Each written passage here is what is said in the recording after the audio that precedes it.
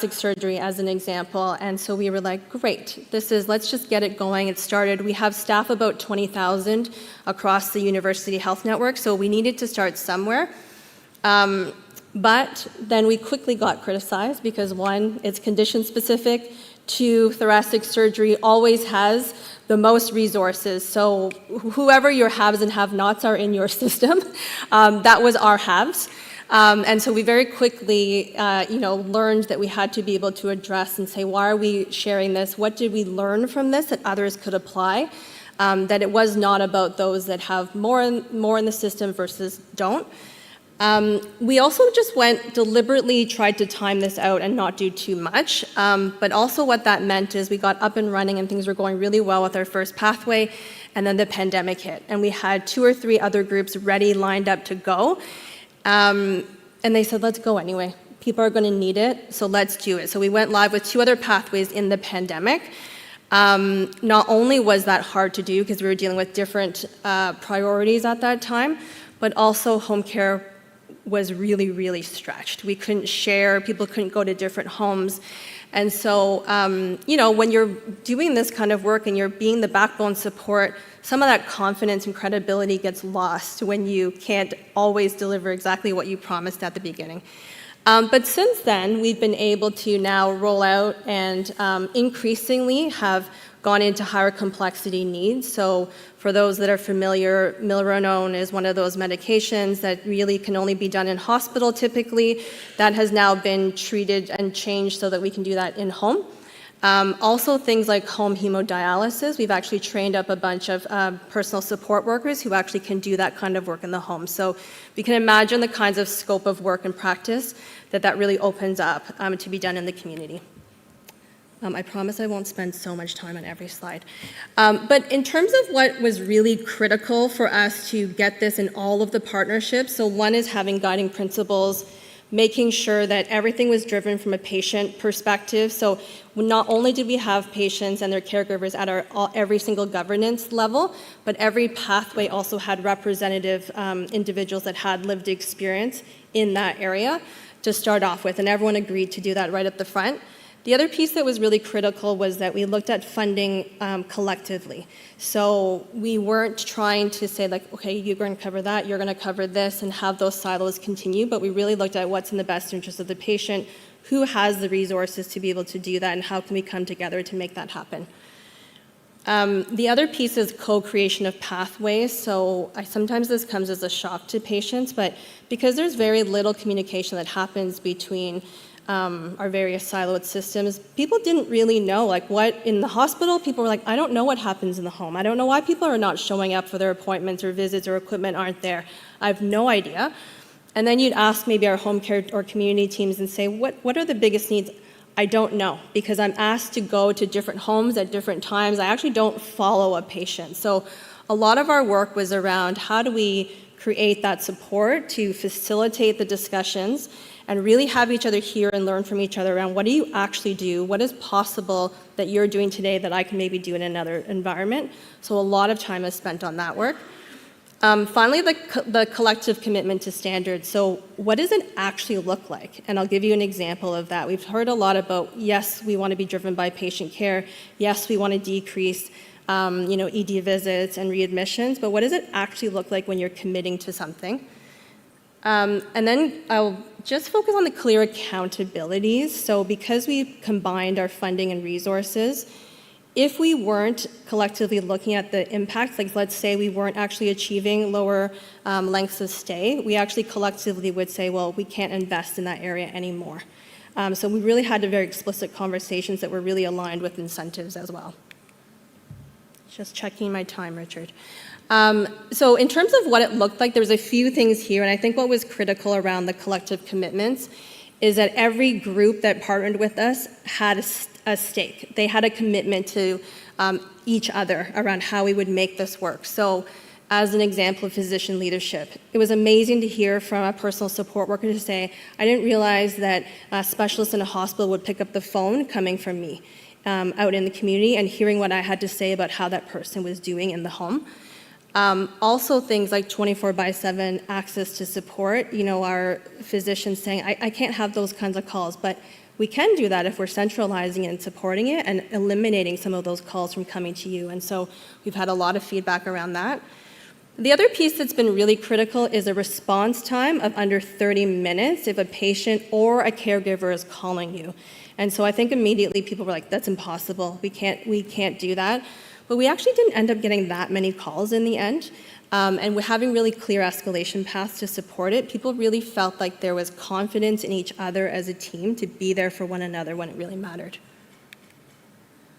I'm going to skip, the concept really, if we looked at just length of stay and creating capacity, why this was so important for our partners to come together, is our kind of premise was, when you're traditionally looking at care in an acute care setting, you might come in for your initial stay, there may be a complication, you might come back for a certain number of stays, and then, that might happen again for you. What we really looked at is if we were doing this well and making sure we were connecting in the community, we would see potentially a length of stay change right up front, and also hopefully avoid other incidents to continue down the line, or maybe we're catching it sooner, and that way person's not as sick and don't need to be in hospital for as long. This will quickly just show you the growth. So we did have to start slow to go fast, and that's really, we started with thoracic surgery, and now you'll see in 6 years, we support probably about 4,000 patients a year, right across medicine, surgery, as well as transplant. And then, so a lot of the work, I know we're getting to time, a lot of the work has really been focused on also sharing data with us as partners. So it wasn't, this is hospital data, this is home care data. We had it in one record so that we could actually share with each other. So here's how our work together is impacting it. We looked at qualitative and quantitative feedback. So one of the examples that we share regularly is from a total combined length of stay, meaning the initial time you're in hospital and then any subsequent time you need to follow back. And so we are seeing about 2.2 average days length of stay for every person enrolled in the program. The index, the initial part of when you're in a hospital, we weren't sure how much change we'd be able to make there, but as you can see here, it's about 0.8 of a day saved with that initial upfront stay in the hospital. So we are starting to see that, and our teams are very motivated by seeing what's happening out there and the more that they can do in the community. And I'll just wrap up here. Qualitative data has been really important. So we're now starting to see that. And what's really motivating our teams is the feedback they're getting from patients and coming back. They're not getting complaints. They're not getting unnecessary calls. And they're saying the experience is so much more positive. So you can see up there, we've got very good positive patient feedback. One of the things we have been looking at is Net Promoter Score within the hospital. And so we're at about a 78.8, which is quite good compared to others. Now, when we compare it to those that do not go through the program at the hospital, maybe through another pathway, they're at about 55. So we can clearly see we're making a difference now in the kinds of experience and the providers are getting. The other thing I will share is that compared to the traditional model versus what we're delivering right now, there is a significant difference in how comfortable people feel in being discharged home. And so we are seeing a difference, about 60% feeling positive, I'm ready to go, I'm being at home, to with this integrated care program, about 84%. So we're starting to see that. The other piece that we're seeing is that we support a large region within Ontario, and so we are now starting to get data in that we're actually decreasing capacity or use or return to other hospitals across the region because patients are better supported through this kind of model. And then there's a few quotes there. So I will end there.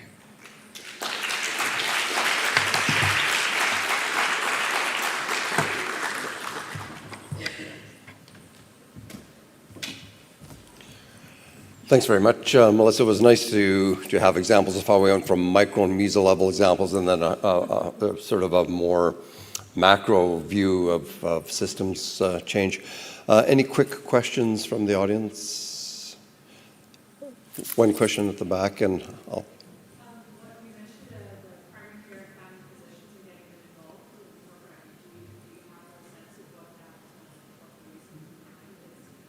The question was related to getting the primary care physicians involved and a sense of how that happened and what was involved. Yeah, a couple of things. We did engage a lot of primary care physicians in our work, and they were like, yes, we want to be informed at this point. We'd like to be informed this way. Because we're doing things within days, like it really matters if we can get somebody home or not. We don't have an electronic health system that rapidly connects to primary care. So being able to get that information as quickly as possible, sometimes it's still, unfortunately, going to a fax machine. And then, so they're not able to respond as quickly. The other is we have a shortage. And so even when we're able to get the information out, there's not enough time to respond. What they do really like is that they're informed and they know what's happening, but we haven't quite got that to the coordinated care planning, co-planning that we'd really like to do, and so there's quite a bit more work to do there. Yeah. Thanks very much, Melissa. Thank you to all of our presenters who did such an incredible job and who stuck to time really well, much better than I ever am able to. Thanks to you in the audience. I think we've seen some real common themes emerging about how we can move from fragmented, siloed systems through integrated care into seeing what's important to people, important to communities, and achieving outcomes that are also important to people and important to communities. So lots of time for discussion afterwards. Lunch is next. Please take time to visit the exhibitions and the posters, and the next sessions will reconvene at 1:45. So thanks to everyone.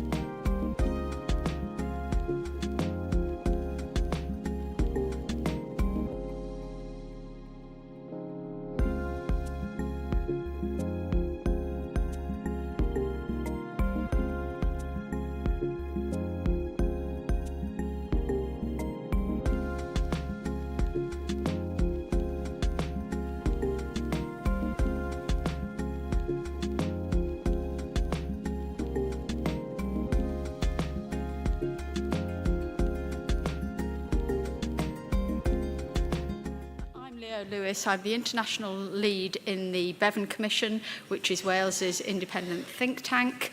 And I'd like to welcome you all to this session on healthcare system efficiency, waste reduction, and sustainability.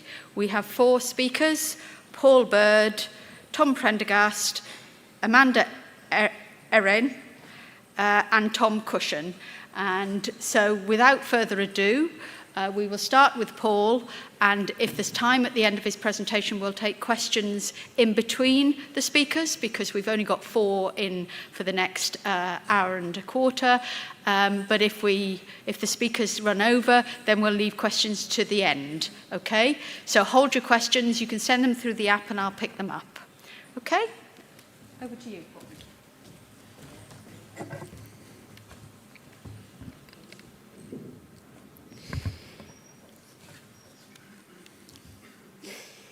So thank you very much. I'm here today on behalf of my fellow authors, Laura Quinn, and Professors Tim Hofer and Richard Lilford. And we've written a series of papers on national high-profile performance targets within the NHS. And I'll just give a little plug, because one of our papers on cancer wait times is being presented by my colleague Laura Quinn on Friday morning. So if you find this session interesting, please do look hers out as well. And we've studied these targets because they're great sets of data. They cover all of the NHS at trust level. The data is in a standardised format, and many are over a long period of time. And when I refer to these as high-profile targets, they often represent key touchstones of how organisations are judged, and failing to achieve them can have a negative bearing on reputation and finance. And so we know organisations take note of their performance and try to perform well against them. In England, hospitals are arranged into trusts. This can be a single hospital or multiple hospitals. And most of the 140 or so trusts have full A&E departments within them. But a small number don't, and that provides us with a sort of little interesting counterpoint to look at. So why am I interested in a metric around council's operations? Why keep looking at targets? There's plenty of things for us that need urgently researching within healthcare. I'm maybe a little bit different to some of the other people in the room or in the conference. I'm not a career academic or a clinical academic, but I did spend 12 years as a performance and operational manager within the NHS before coming to run a research network, which is what I do now. So I spent the early part of my career collating this data and trying to achieve these targets. So I would hope that what I can bring is a level of operational understanding and insight as to how these targets can change individual and organisational behaviour. So the background to, there we go. So the background is that cancellations obviously can occur for multiple reasons in hospital. But generally speaking, this is often due to bed availability or not availability. So this could either be a ward bed or an ITU bed, and that's not available to admit the patient into before surgery. And NHS hospitals are always trying to balance maximising the throughput of elective patients while maintaining capacity for emergency activity. But when we get this balance wrong, either through poor planning or more usually a sort of unforeseen surge in emergency activity, it's normally the case that we have to reduce our elective surgery capacity to make way for those emergency admissions.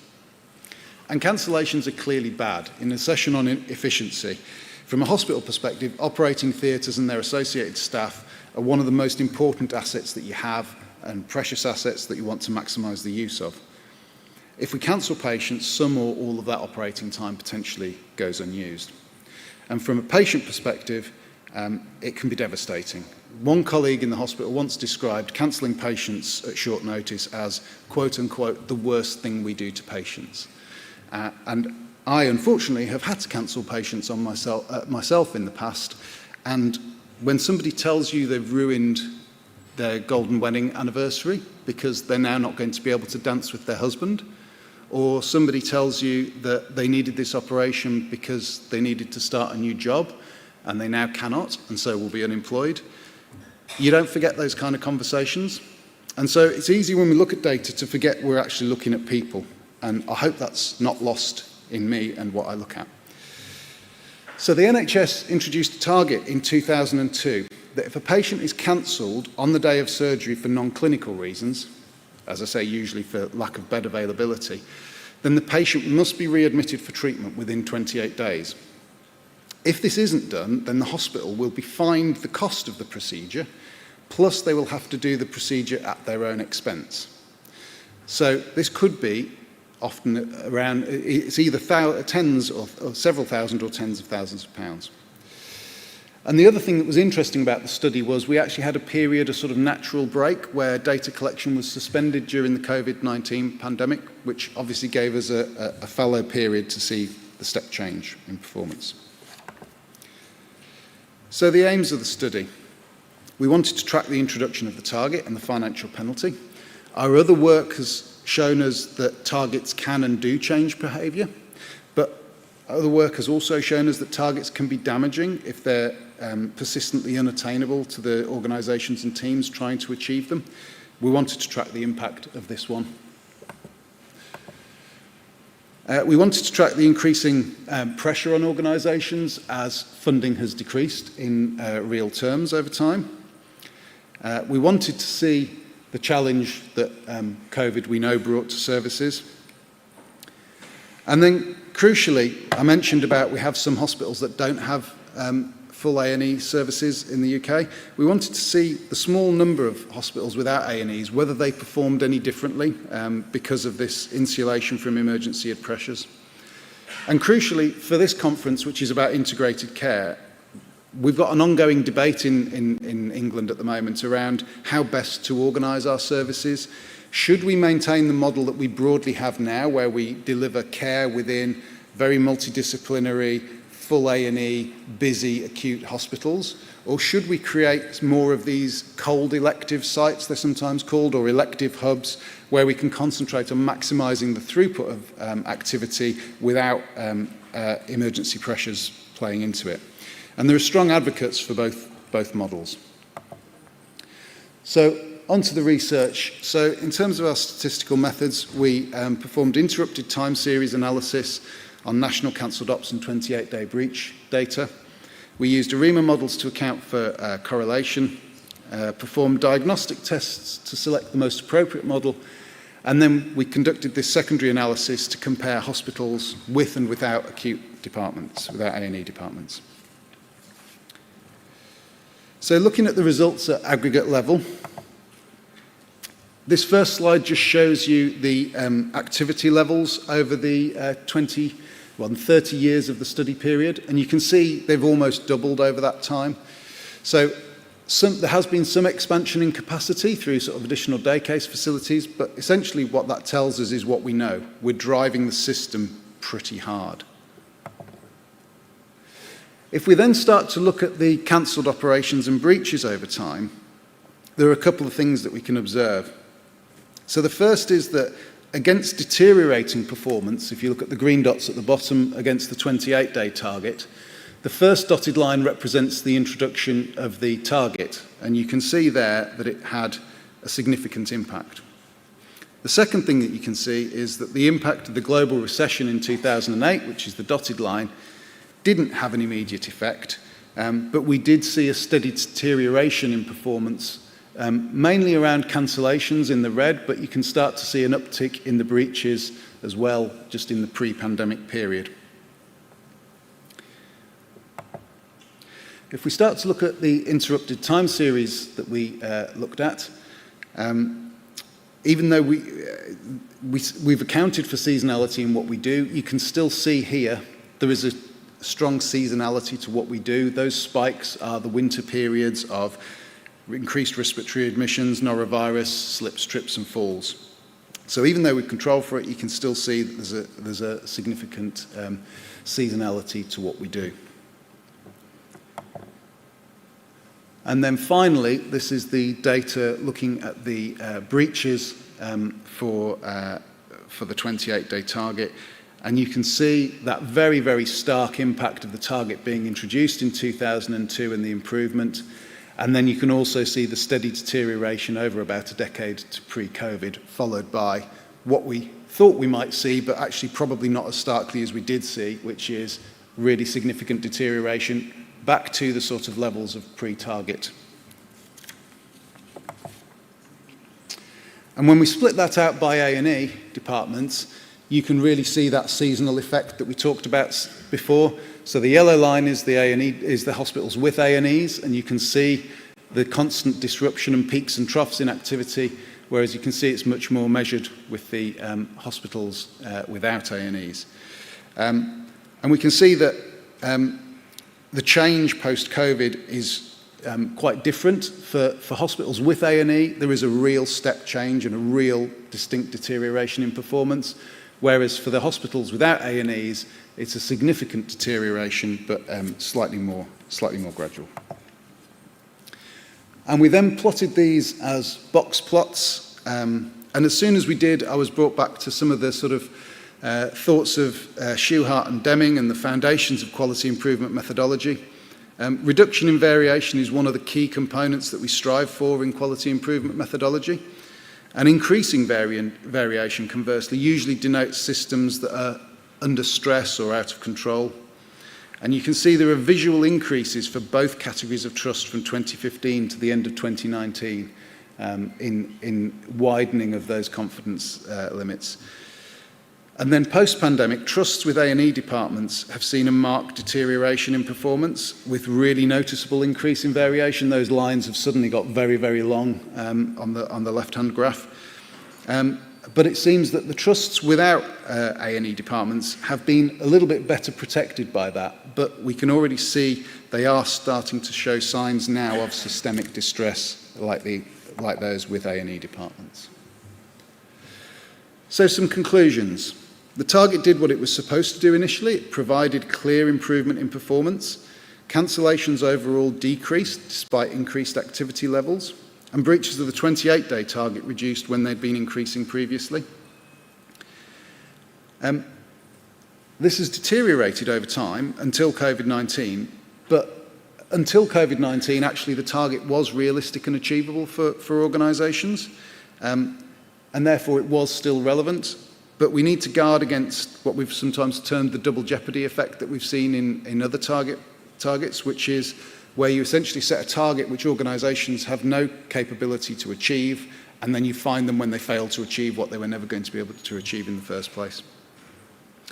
Beyond this paper, we've seen a reduction in the ability of NHS hospitals in England to hit key targets from 2010 to 2020, and we've seen waiting lists and waiting times start to grow. And obviously, as waiting times increase, there's pressures on managers and clinicians to push occupancy limits to maximise elective throughput.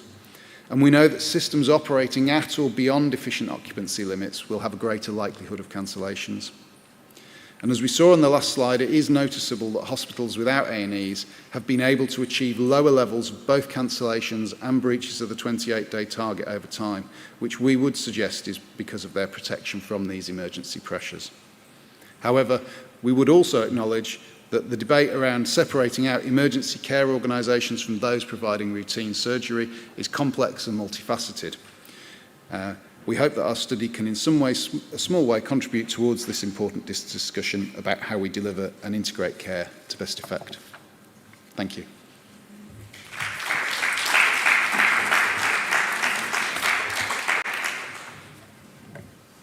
Thank you, Paul. I think we have time for one or two questions. Anything coming from the audience? No?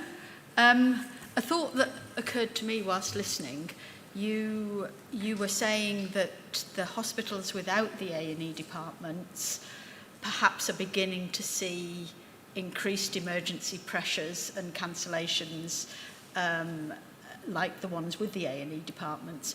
And I wondered to what extent this might be due to other initiatives that a lot of organisations are focusing on, which is to allow direct access to medical assessment units and wards by GP referrals, so they go directly in, so they take up the beds in the same way that A&E requirements often take up the beds. Do you think that might be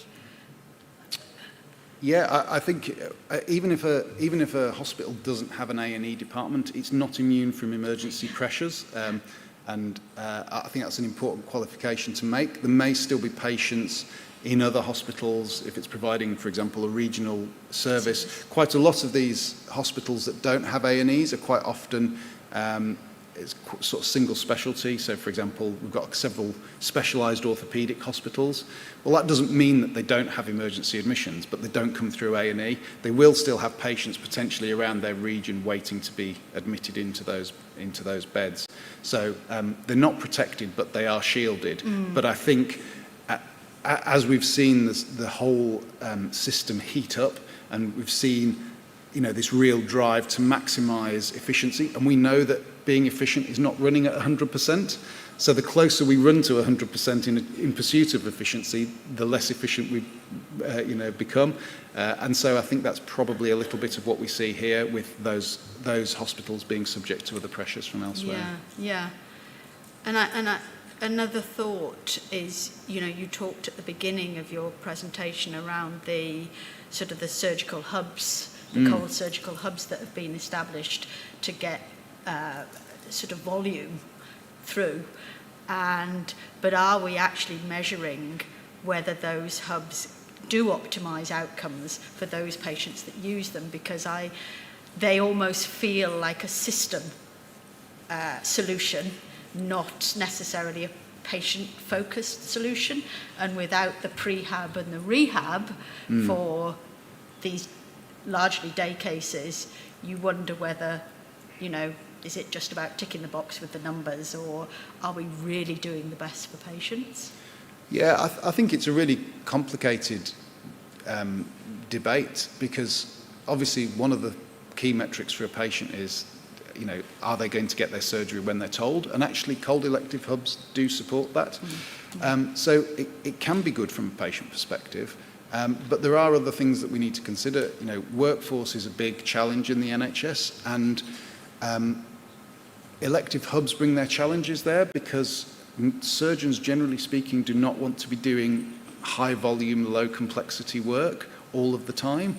That doesn't mean to say they can't do it very productively in phases, but obviously as a trainee, you want to be exposed to things like major multiple traumas coming through a hospital with an A&E department. So we have to balance, how do we get the benefits potentially from things like elective hub sites, but at the same time making sure that we produce a workforce that's fit for the future by giving them exposure to all of the training opportunities that they need. Yeah, good point to wrap up with. Okay. Thank you, Paul. Thank you. So, next presenter is the first Tom. Thank you very much.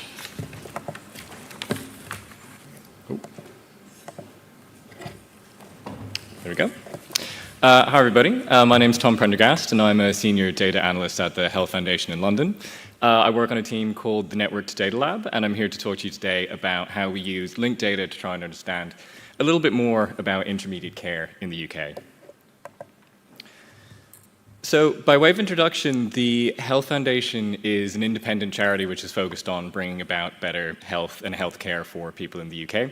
And a key goal of ours is connecting what seems to work on the ground with health policymakers and decision makers, and vice versa. And we find out what works on the ground through a few different means. On the one hand, by funding research through grants, but also by performing research ourselves, which is what we do in the Health Foundation's Research and Data Analytics Directorate and the Network Data Lab, where I work. So the Network Data Lab is a collaborative network of teams based all around the UK, funded by the Health Foundation. And we work together using linked data, so linked social care data, healthcare data, secondary care, primary care, etc., to analyze key shared issues in health and care around the country.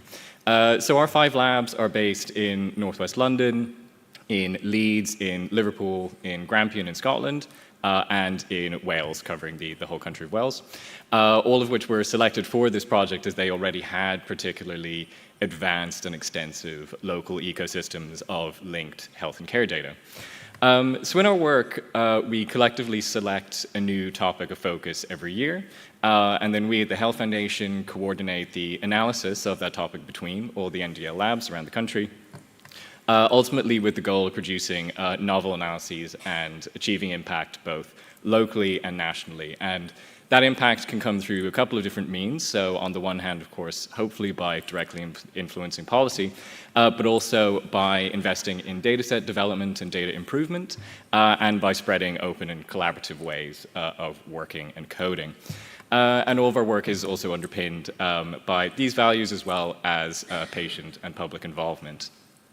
So the topic that we focused on for 2023-24 was intermediate care.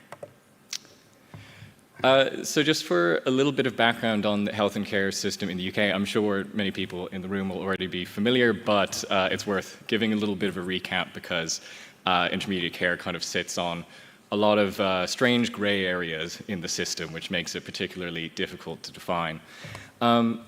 But again, as I'm sure many of you are aware, the bulk of health and care in the UK is publicly funded and provided, predominantly by the National Health Service, the NHS, or by local government. However, the responsibility for organising, funding and delivering care is devolved out to the governments of the 4 UK nations. So this does mean that there are differences between systems in England, Scotland, Wales and Northern Ireland, which raises a lot of challenges for an organisation like the NDL, because we're constantly trying to work across these internal borders and harmonize their data and the insights that we gain from their data, even though practices may differ quite substantially between different countries in the UK and different areas of the system. But having said that, broadly across the whole UK, the NHS is responsible for primary care delivered by general practitioners, dentists, pharmacists, and others. Secondary care delivered in hospitals, tertiary care by specialists, and community care, which is quite a wide variety of care delivered outside of typical settings. That includes things like, nursing in schools or sexual health services, or many, many other things. And then on the other hand, local governments provide services that we'd usually designate as social care, like providing for the elderly or people with learning difficulties. And local authorities also provide a range of public health services. So in recent years, we've been seeing a move towards integrating care more tightly in the UK. So placing much more of an emphasis on linking up the activities of all this variety of health and social care actors and providing more coherent and consistent packages of care to people. So as I mentioned, our topic for the past year has been intermediate care. So first we'll explore what exactly is intermediate care. So definitions do vary between countries and health systems. So if you work in another health system, you may have heard the term before, but it may not. We discovered at this very conference last year, it means very different things in different countries. But we've also found in our work that they vary between different parts of the UK as well. But on the whole, in the UK, intermediate care refers to a form of short-term care which aims to maximize a patient's independence. Typically, this will come after a hospital stay or in a scenario where somebody is at risk of a spell in hospital.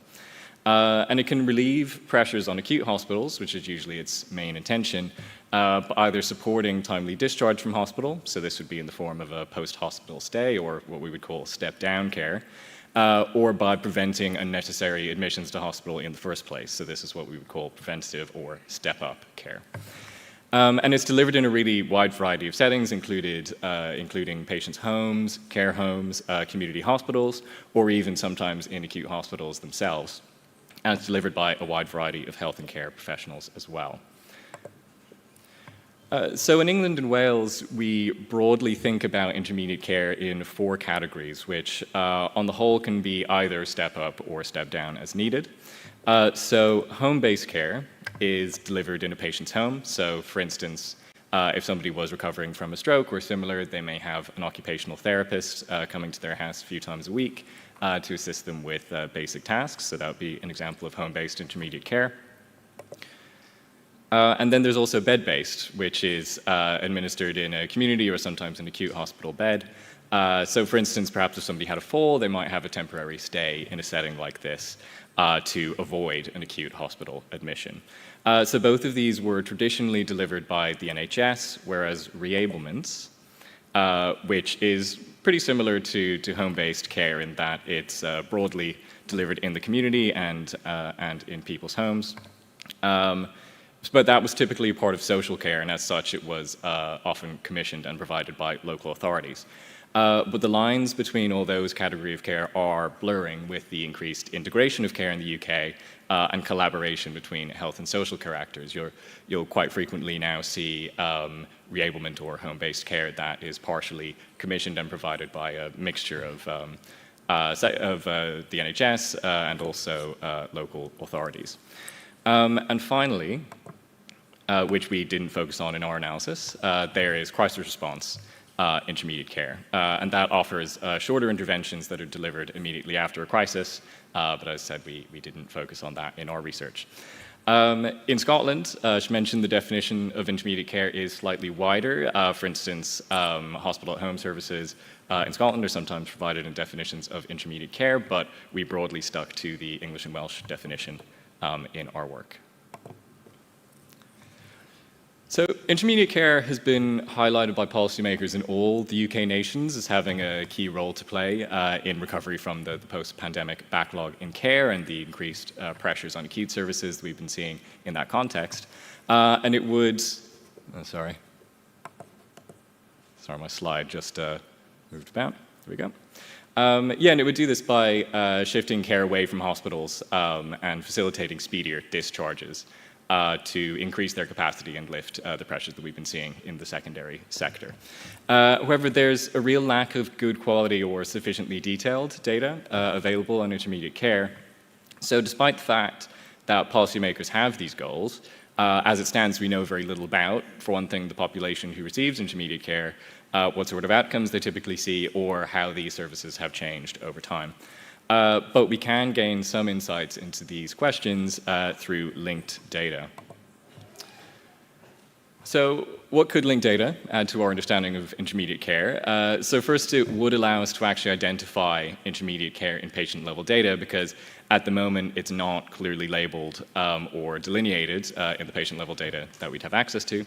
However, by linking together community and secondary care data, we were able to create a methodology for identifying step-down care, at least, which I'll provide further detail on in a moment. And then secondly, by linking demographic and health data sets, we're able to provide a more full picture of the characteristics of the people who are receiving intermediate care. And similarly, if we link data over time and between data sets, that would allow us to trace full patient pathways through the health and care system and more readily analyze outcomes over time. So when we tackled this question with 5 NDL labs, each analysis took on a slightly different focus, often depending on what data was available and what local priorities were.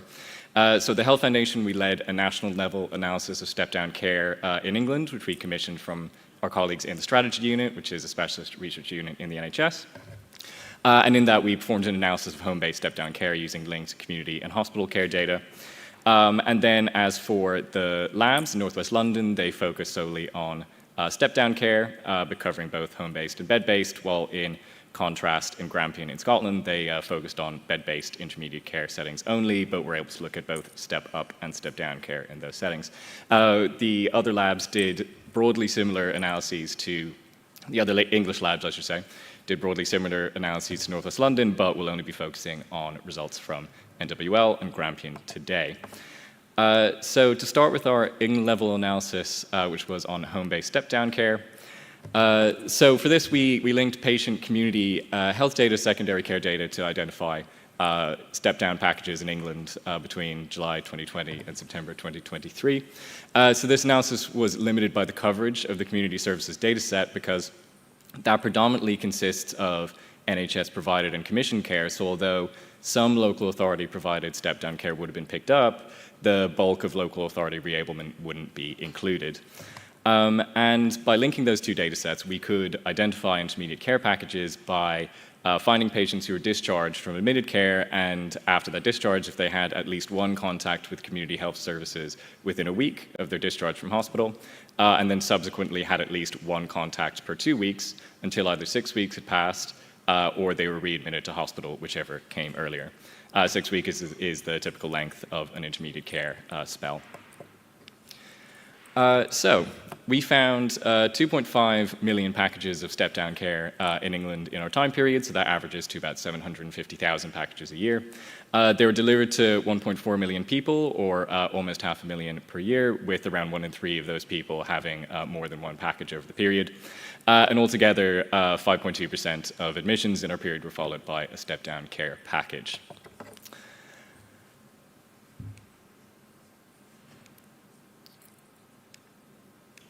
Sorry, something funny is going on here.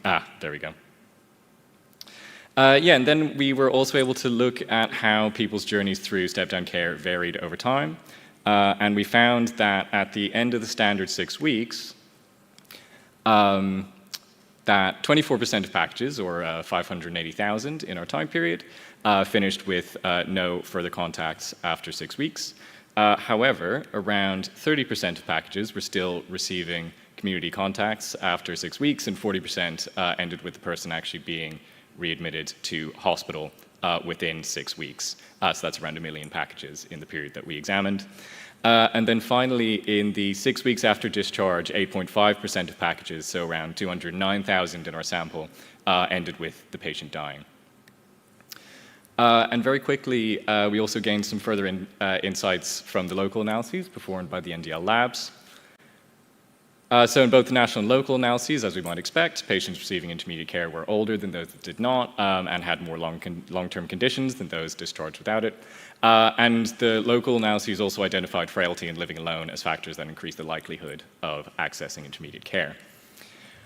So in northwest London, they found dramatic differences in access between boroughs of the city. So as we can see here, in Hillingdon, 17% of all discharges received step-down care, and 14% did in Ealing. But in contrast to the neighbouring boroughs of Brent and Hounslow, although they're right beside, they're administered by the same integrated care board, only around 2% of all discharges did. So this again highlights how fragmented delivery of this kind of care is in the UK, and how it shows how much it varies on a local level, even in an area that we'd expect to be quite similar to each other. And then in Grampian, they were able to look at change over time. Theirs was a little bit different because they looked at bed-based intermediate care only, but they were able to look at both step-up and step-down care, which no other lab was. But they found that over time there'd been a really dramatic shift in the composition of care being delivered in those settings. So while back in 2018, less than a third of admissions were for step-down care, this increased to over half by 2023. So this shows quite a dramatic change in how these settings are used, so moving away from preventative care and more towards post-discharge care. And that seems to be reflected in the changing composition of the people who are receiving care in these settings.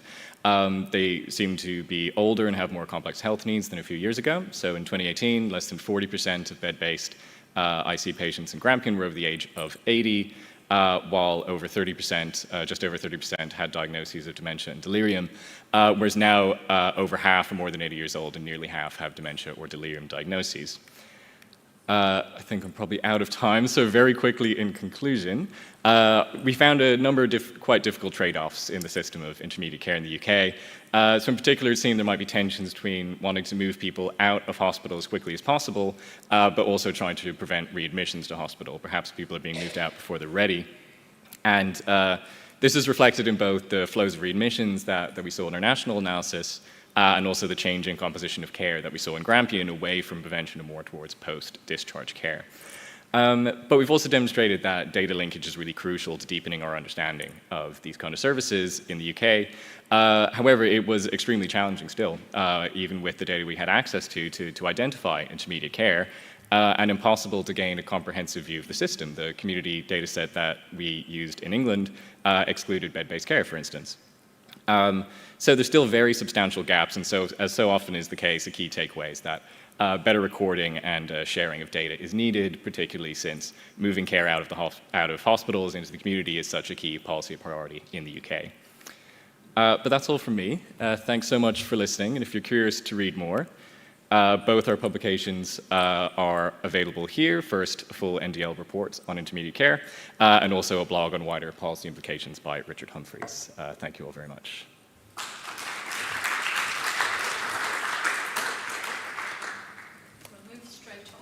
Yes. Sorry, I was right to the wire with that. Yeah, but that was a very, very full presentation, so thanks for sharing that with us. Amanda from Norway is going to give us the next presentation. If we've time, we'll have questions at the end. Okay, Yeah, thank you, Amanda. thank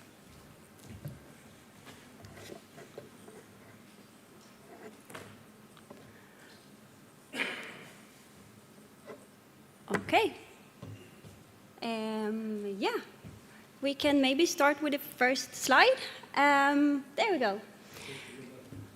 So thank you. And I am here to present the work by my colleagues and I at the Norwegian Center for eHealth Research and Norwegian University of Science and Technology. So this presentation will now focus on the randomized controlled trial that we have conducted with the title Improving Comprehensive Care with Better Information Overview. So our project is called Dignity Care, and we are guided by these three principles: person-centered, integrated, and proactive care, and how we can support high-quality care for patients with complex and long-term care needs. So that means, how can we get a better understanding of what actually matters for the patient, seeing the whole person and not only a specific disease, having access to all information about the patient from several sources and not specifically one, and understanding who is doing what and when for the patient. And so that we can work more proactively with the patient and identify gaps in the care and to act sooner. And what we have seen is that there is a need for digital tools to actually support these concepts. And by that, we mean access to all information that is essential to know to provide care for the person, and also providing a comprehensive overview of the patient's situation, and that in the same time also align with the clinician's workflow and what they find useful. So this study that I'm presenting today, the aim for that was to investigate the effect of a digital tool designed to improve information synthesis and workflow efficiency in complex patient cases. So to do that, we have developed a prototype that we call Digiteam. We have first asked our patient partners on what they would like to be included in such solution. And then we have also tested this prototype on clinicians to understand better what type of information they need to provide comprehensive care and what type of features to actually support their workflow. And to support access to several sources, information from several sources, we have included notes from the GP, the hospital, and municipal healthcare services, if the person receives these services. And we have added these notes in a comprehensive list, so you can actually read all these clinical notes in the same timeline. But access to all notes and all information about the patient with complex and long-term care needs can be quite overwhelming for clinicians. And to retrieve and find the information can be difficult. So we have also been looking at how we can make it easier to actually find the information that we need. So we have been guided by these design principles of overview first, zoom in, and then details on demand. So I will now just show briefly our prototype. So this is just to give an idea of what I'm actually talking about here. So here we find the start page. So this is the overview. So the aim here is to provide both information about the patient, what their perspective, and also the medical in the same page. So what you can see on the upper left corner box, there's the patient voice. So here we have included a summary of what matters to the patient, what the patient wants to know, what the patient wants health professionals to know about them, and short-term and long-term goals. And beside that, we have a medical history summary. So here we have included both information from the GP and the hospital. And below these boxes, you find a health problem list. So we have identified the main health problems for the patient. And as you can see, these dots that are on this timeline represent when in time important clinical notes has been written for the patient. So you can see when things has happened and also how many things are happening in the same time for the person. And this prototype includes several different kinds of summary pages. So I will now show an example of how a summary page can look like. So if you would like to know more about a specific health problem, that is the zoom in the principle, you can press in the list, and here you see disease history summary, followed by the care plan, and who is involved in the care for that specific health problem. And if you would like to know more and find more details about this, or if you would like to know where this information actually is taken from, so the source of information, you can press on one of these blue links that you see here, and the medical note will then show up on the right side.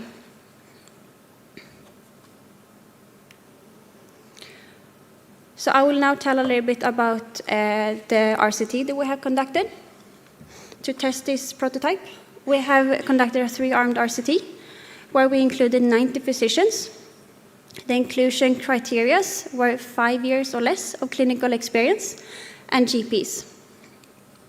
So the first group, they received what we can call usual electronic health record. So that means they received clinical notes from one provider. Group number 2, they received information from all the providers. So that means they had access to all information, but they had no additional features that I just showed. Group number 3, they received the prototype that we call DigiTeam. So they received the same amount of information as group number 2, but they had in addition these features that managed the information.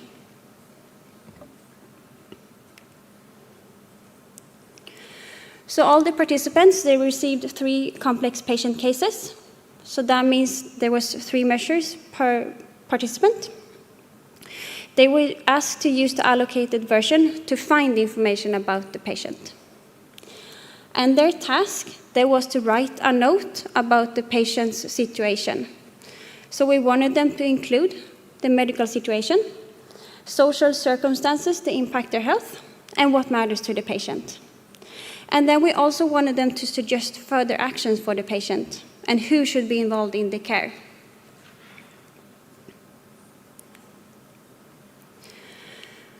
The primary outcomes are quality. So here we evaluate the quality of what they included in these notes. And the secondary outcomes are usability. So here we use a system usability scale and how well they think the tool supported them in finding information. So here is a new slide that we added in this presentation just before I was standing here. So here are the results that we had analyzed actually during this lunch. So these are really new. So what we can see here is that group number 1 and group number 2, they had a lower score in quality compared to group number 3. So that means when we scored the quality on these notes, we looked at how much of the information that we think should be needed to be a comprehensive summary of the patient's situation. So what we can see here is that group number 3, those were DigiTeam, they actually had a better comprehensive overview and the summary in these notes. We also looked at system usability scale. So this is a 10-item scale questionnaire that is very common to use when it comes to perceived usability. And for it to be acceptable, it should be at least 70. And what we can see here is that there was a significant difference between group number 1 and group number 2, but no other differences between the groups. So group number 2, they scored a mean on 68, so that means they were the lowest in the score. Group number 3, they scored on 71, and then we had group number 1 that actually scored the highest with 74. And we also asked the participants to score on a scale 1 to 5 how well they think the tool supported them in finding the information. And here we could also see there are some differences between the groups. So group number 3, those that received DigiTeam, they scored highest on all of these areas. So these are the areas that we asked them to include in these summaries. So that means they found it easier to write the medical note and social circumstances and what matters to the patient. And we also looked at time to complete the task, so how long did it take for them to actually find the information and summarize the information. And here we can see we saw no differences between the groups, so they were actually the time was close to each other. So there was 27.5 minutes for the group number 1, which was the slowest, and the fastest one was group number 3, with 25 minutes. So there was not a big differences between the groups.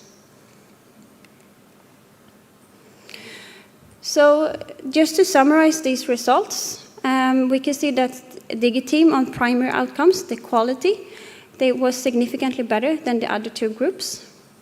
We can see that on secondary outcomes, there was no difference in time to find the information, but it was equal and better when it comes with usability using DigiTeam for the others. So these are preliminary results, and these features, if they are effective, it can improve quality of care for complex patient cases. It could contribute with a better understanding of the patient's contexts and needs, producing a higher quality case overviews and care plans, and enhance clinicians' workflow efficiency. But further research should focus on the benefits of actually implementing these features in commercial electronic health records and to be used in clinical settings. Thank you.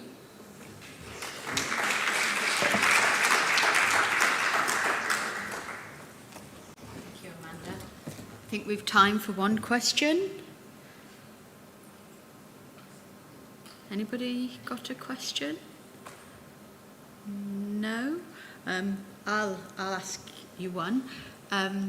So you referred to the health needs of the person, and I think from a latter slide you were including the social aspects from the local authority services which relate to the social aspects of health, yeah? Which I didn't connect with that bit at the beginning because you used the word health, but I think you clarified later on, so that was great. But then I was wondering, you've got the patient's voice in there. Are you thinking that if the project is successful, and it appears to be going very much in that direction, that you would open up this platform for patients and their families to be able to input into it? Because we all know that patients' goals change over time, what's important to them changes over time, and sometimes perhaps that may not be always reflected because they are also often a member of the care team, aren't they? Definitely. Yeah, so that's a great question, and we have been discussing this in the group also, like how we can actually include the patient's voice and what matters to the patient. And as you say, it can change. It's not static. So you need to have. I think that you need to. Sorry, I'm losing the words. But you need to adapt to what the patient actually how they can use this. So, is it a digital way, or is it in a discussion with healthcare providers? Does the family needs to be included?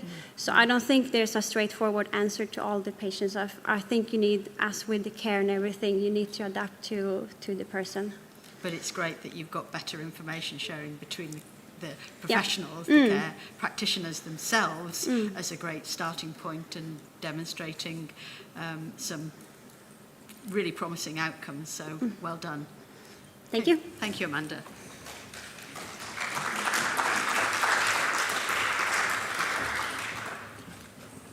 So our last presenter is Tom from the Bevan Commission, and he's going to take our minds in a slightly different direction and tell us about a project that the Bevan Commission undertook to look at waste across health and care in Wales.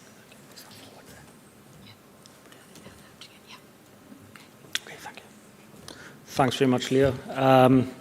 As she said, my name's Thomas Cushion. I'm the Research and Development Lead for the Bevan Commission, which is Wales's independent health and care think tank.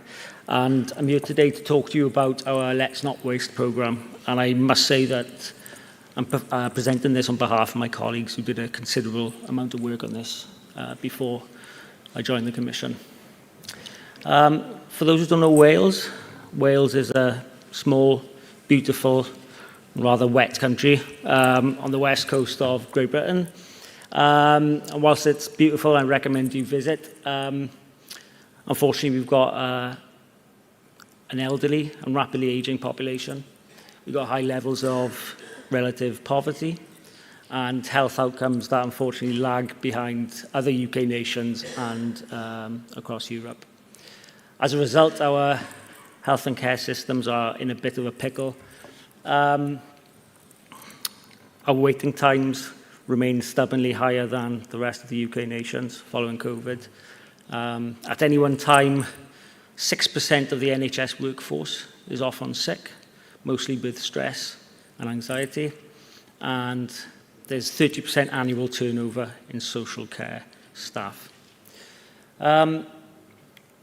As Tom kindly pointed out earlier, health and care is a devolved issue, and half of our national budget is actually spent on health and social care. Now, if I was to tell you that it's estimated between 20 and 30% of healthcare resource is actually wasted. Now, for Wales, this equates to around 2.6 billion, and frankly put, this isn't something that Wales can afford, especially with projections for health and care going in the wrong direction. Now, what is the case against waste? So, frankly put, waste undermines patient care, staff morale, and environmental goals. Just to give you some examples, it's thought that NHS managers spend around 50% of their week on admin tasks. Around 7.7% of outpatient appointments were not attended in Wales. Only 5 to 10% of walk-in aids, for example, are returned to the NHS in Wales. Up to 50% of hospital admissions in Wales may involve a prescribing error. It's hard to believe. And NHS Wales generates around 600,000 tonnes of waste annually. Now, with this in mind, the Bevan Commission put forward a collaborative initiative to tackle waste, unnecessary waste in health and social care. This aligned with Welsh Government's 2030 net zero target for health and care. And our approach was to actively seek engagement from health and care organisations, professionals and the public in a national call to action, fostering a commitment to adopt waste reduction initiatives across the sectors. Now, waste is more than materials. Early on in the project, we defined waste, 6 aspects of waste. And these are workforce, which is the underutilisation of skills or the misuse of precious human resource. Inefficient administrative processes and paperwork. Redundant or low-value services. Unnecessary or inappropriate treatments. Excessive use of energy resources. And perhaps pertinent to this integrated care conference, in Wales we have a rather fragmented system which leads to duplications and delays. Now, all of these take away from patient care and access. So our objectives: to engage a wide range of key partners and stakeholders, and to develop a collaborative network and a wider movement of change. We wanted to raise awareness and inspire cultural change amongst professionals, patients and the public. We wanted a platform to share ideas and developments to support the systematic adoption and spread of new ways of thinking and working. Of course, we want to demonstrate prudent practice and sustainable benefits. And importantly, we wanted to monitor and evaluate outcomes to inform future policy and practice. Now, to cut to our impact and outputs, we did demonstrate an increased awareness of tackling waste, and we engaged a variety of stakeholders and people to promote these actions across the sectors. We produced a range of publications, a number of case studies from Wales and further afield, and importantly, we co-designed a number of behaviour change toolkits from reduction in pharmacy plastic bags, single-use plastics, and Your Medicine, Your Health toolkits. As part of our Bevan Exemplar programme, which is a programme supported by the Bevan Commission, where we support innovators through professionals through health and social care, we put out a waste cohort, a call for waste. And one example, these are still being evaluated, but one example is the taking hand surgery outside of theatre. And using our waste framework to evaluate their work, they demonstrate a 66% staff savings, half fewer appointments, 80% CO2 savings, 2/3 less clinical waste, 65% financial savings. And importantly, this didn't affect or didn't reduce the quality of their service. Now, we did face a number of challenges. Firstly, there was a limited understanding of waste beyond green and sustainability issues. Rather an attitude about waste is, we're talking about climate change and that's nothing to do with me, basically. We faced a number of financial constraints. Organisations were often bound to long-term and rather rigid contracts, which prevent flexibility in the ways they work and the ways they think. Limited public awareness. We did a large conversation with the public project where waste was a big part of this, and it's quite clear that waste wasn't really understood. So there's work to do there. But most importantly, there were significant data gaps. And when I'm talking about unavailable, inaccurate, or inconsistent data. Now, this prevents any creation of reliable baselines. And as you probably can imagine, lots of organisations don't particularly feel that enthused about recording and reporting the amount of waste in their business. So with these, there are opportunities to build and look forward. Now, this is just the beginning. We wish to further strengthen and develop our working partnerships. We wish to refine and get out there our toolkits so that people can use them to improve their work. We want to scale up, integrating the initiatives that have worked into broader, across the country and across sectors. And of course, we need to keep further engaging the public to embrace a meaningful cultural shift. Now and importantly, as I've said, we need to start developing a core set of reliable data and indicators. Now, these are largely reflected in our recommendations to the Welsh Government. We need to maintain momentum, continue to increase awareness, and specifically we wish to develop an awareness programme for the public and patients to engage their support and ideas. We need to encourage and support the initiatives that do make a difference in tackling waste and adopt and spread these across the country. We should develop and utilise and mandate people to record consistent data to enable baseline analysis, baseline and measuring against baselines. And we want to ensure prudent health care and best value embedded across all health and care policies and practice, as usual. Now, this isn't Wales. Wales is a bit greener than this, but as I said, Wales is in a bit of a sticky situation. How do we dig our way out of this? And we do feel strongly that this is in our hands.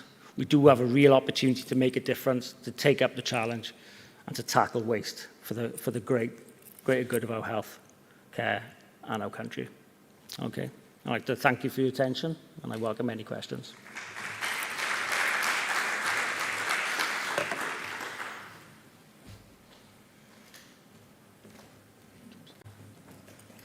Thank you, Tom.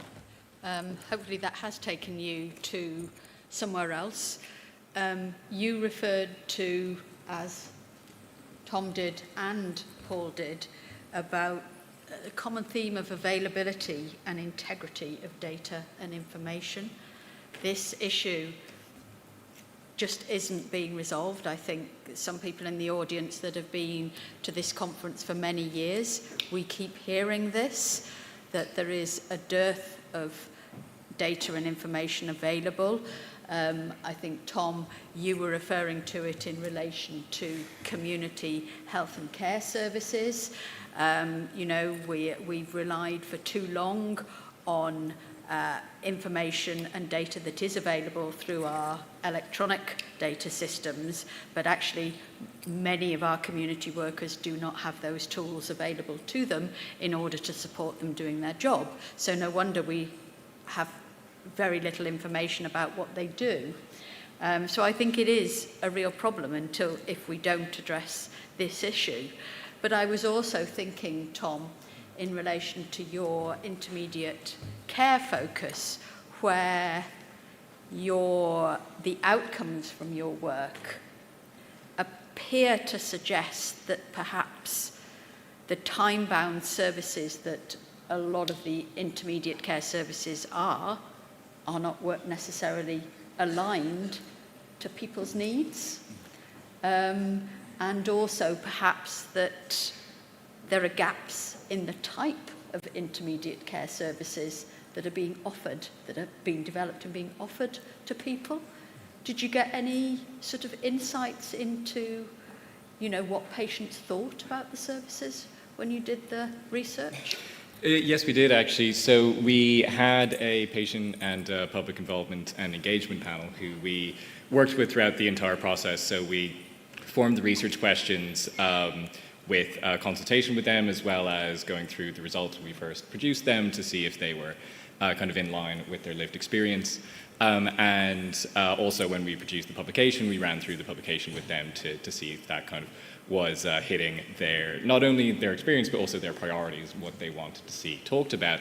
And that was absolutely reflected in everything we heard from our panel. In many cases, especially when they had received local authority funded intermediate care, which tends to be very tightly time-bound in the 6-week. Yes, exactly, yeah. So in those scenarios in particular, they found that whatever ailment that they had or whatever troubles that they were having were only just starting to change, or just had started to go on the up, and then they either had to sort out their own care, they had to, in some cases, a family member had to act as an unpaid carer for them afterwards, and in many cases, whatever condition that they had either stagnated, it declined, or they were just left with lack of faith in the service, which is really not what you want. So I think that was absolutely reflected. And what's terrible is that although we can get that information from speaking to patients, it's not information that we can pick up in the data.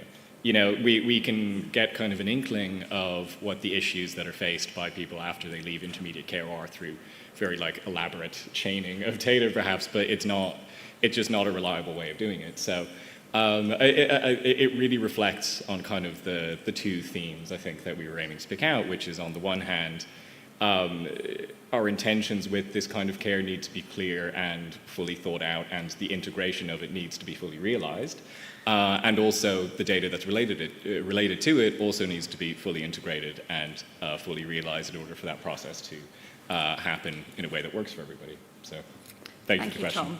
I mean, it's been quite a UK-focused session, and I wondered if there's anybody from any other region that would like to make a comment about whether what's been said resonates with them.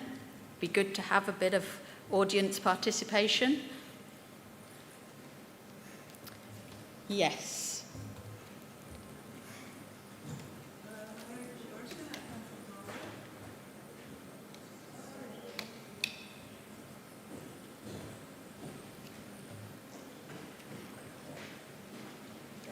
So my name is Gul Bernsen. I come from Norway, and I've listened with interest to these presentations, and I think especially the waste presentation was very dramatic results, was quite impressive. But as I haven't looked at your publications, I was left a little bit wondering, what exactly did you do at the front line?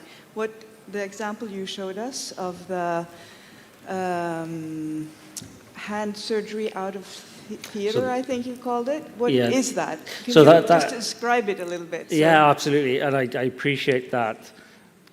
That was just one example of many, some of which were more successful than others. That was very basic. They looked at everything they did. They looked at, they were a small carpal tunnel. These operations are rather low variety, high volume, so they can, they looked at where the situation, the actual clinic they were in. They looked at the size, they looked at the amount of the surgical equipment, the teams. It basically went from top to tail at the thing, seeing where they could improve both material waste and they had a lean approach to it, if you were lean. Probably not doing it full justice here, but looked at everything they did to try and make things better. And it's estimated that if it was scaled up to a national level, they reckoned it would equate to around 1.2 million in savings, which is a drop in the ocean. But if that success was, if we could get other teams, clinics, watch a step, to kind of look at what they're doing, together would make a considerable difference.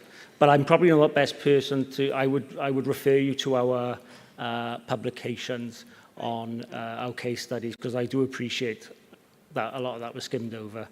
And just to understand how you did the comparisons, because to get those numbers, you need a comparison group. Yeah, so at the start of their project, they spent a certain amount of time kind of setting their own baselines, things like kilograms of waste each, like medical bag, the staff time, and so they actually built that into their innovation kind of pilot. Okay, So, thank you. Okay, thank you very much. Right, well, I can see that the next session, I think, is arriving to kick off at 3 o'clock. So let's give a round of applause to all four speakers. And don't forget to look up any additional information that they shared with you during their presentation. Thank you.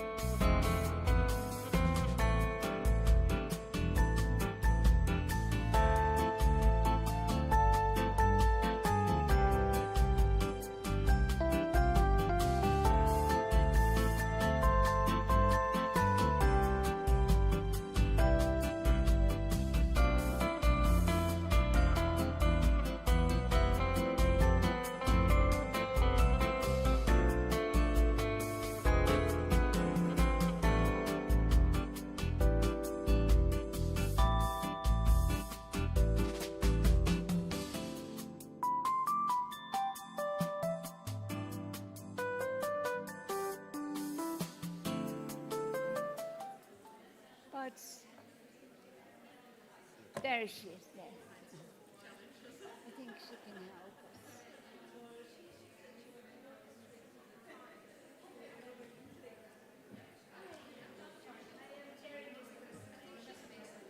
Can you help us get the next slide? That's Severina's presentation. They changed the presentation Oh, they when changed it. when But it's time. yes. But is everybody here? No. We can start? No, but Okay. we have to start on time.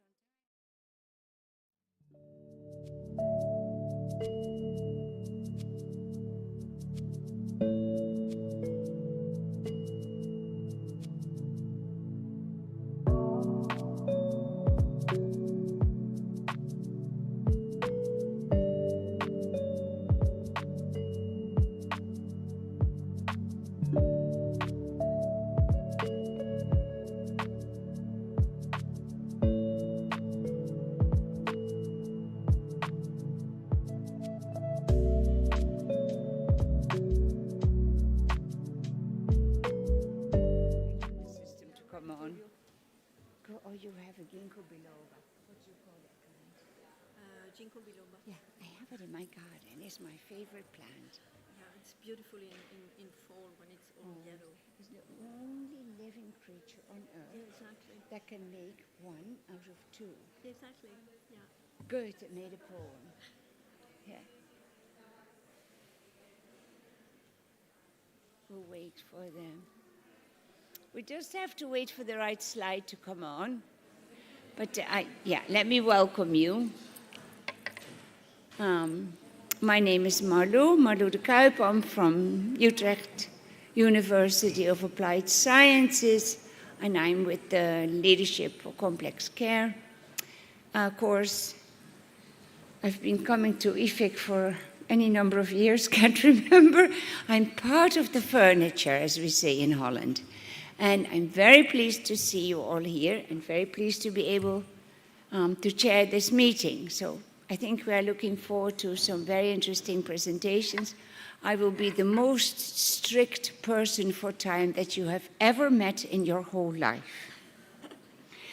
Yeah, so we will finish on time. So welcome, and I give the floor to Séverine, and she's going to introduce herself to you. Okay. We still don't have the next slide, I think. Yes. Can we- Thanks a lot. Hello, everybody. Yes. Yes. There it is. Yes, good, lovely. So I'm delighted to be here. Welcome to this presentation, which will address the management of complex primary care situations. My name is Séverine Schüssler-Fieta. I'm a lecturer at the La Source School of Nursing in Lausanne, Switzerland.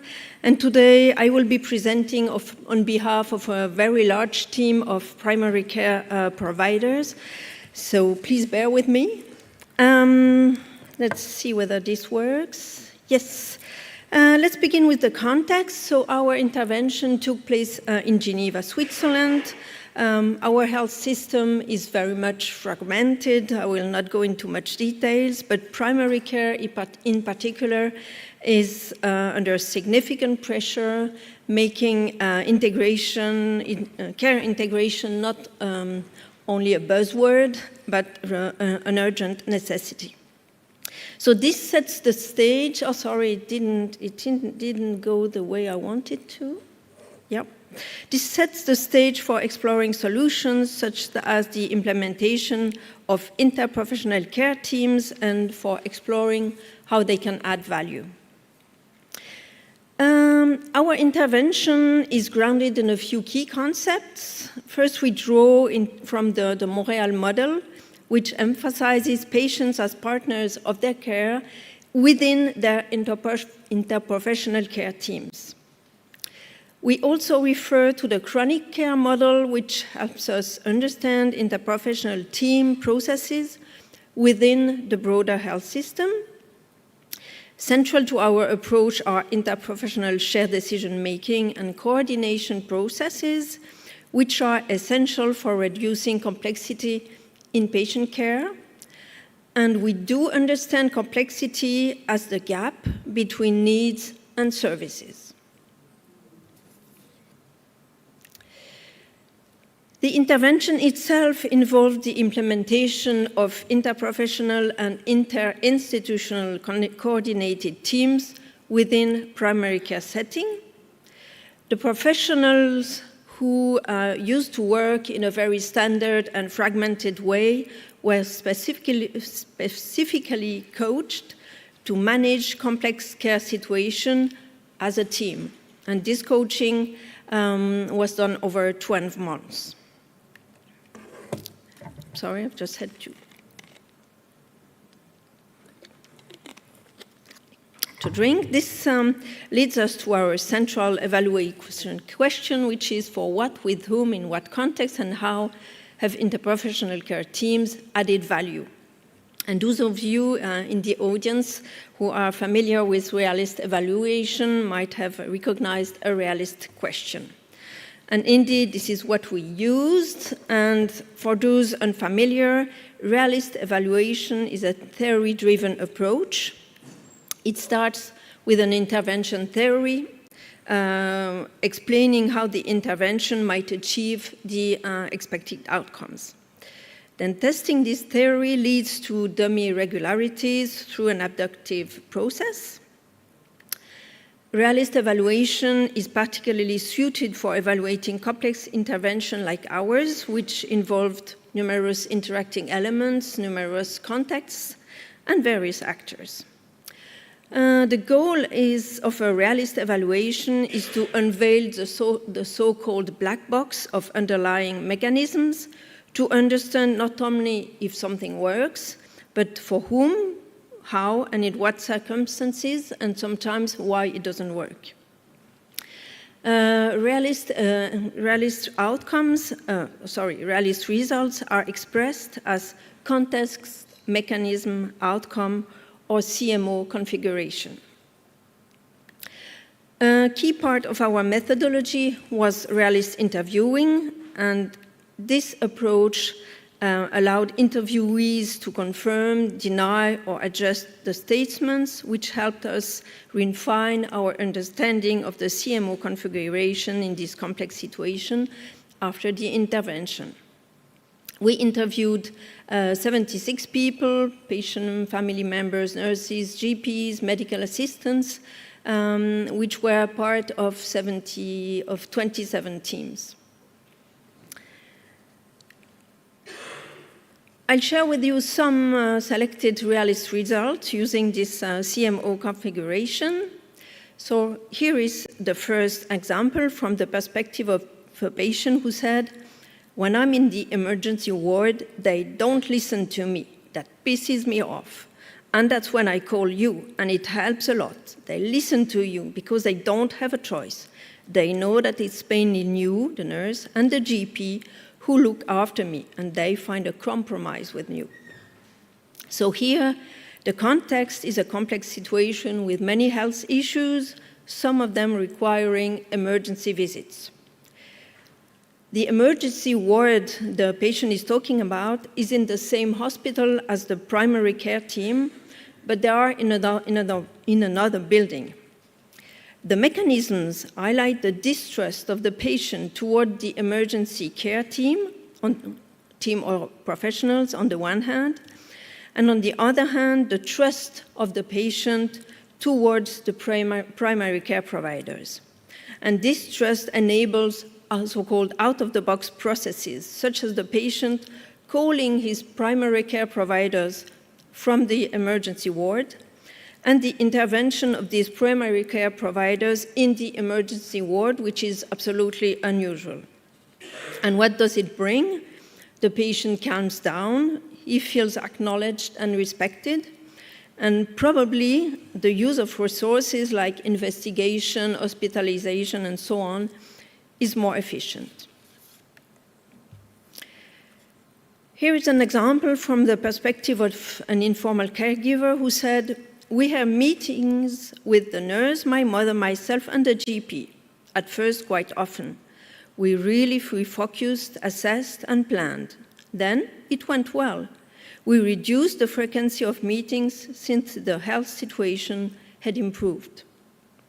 So here the context is a complex situation with many health issues to be dealt with.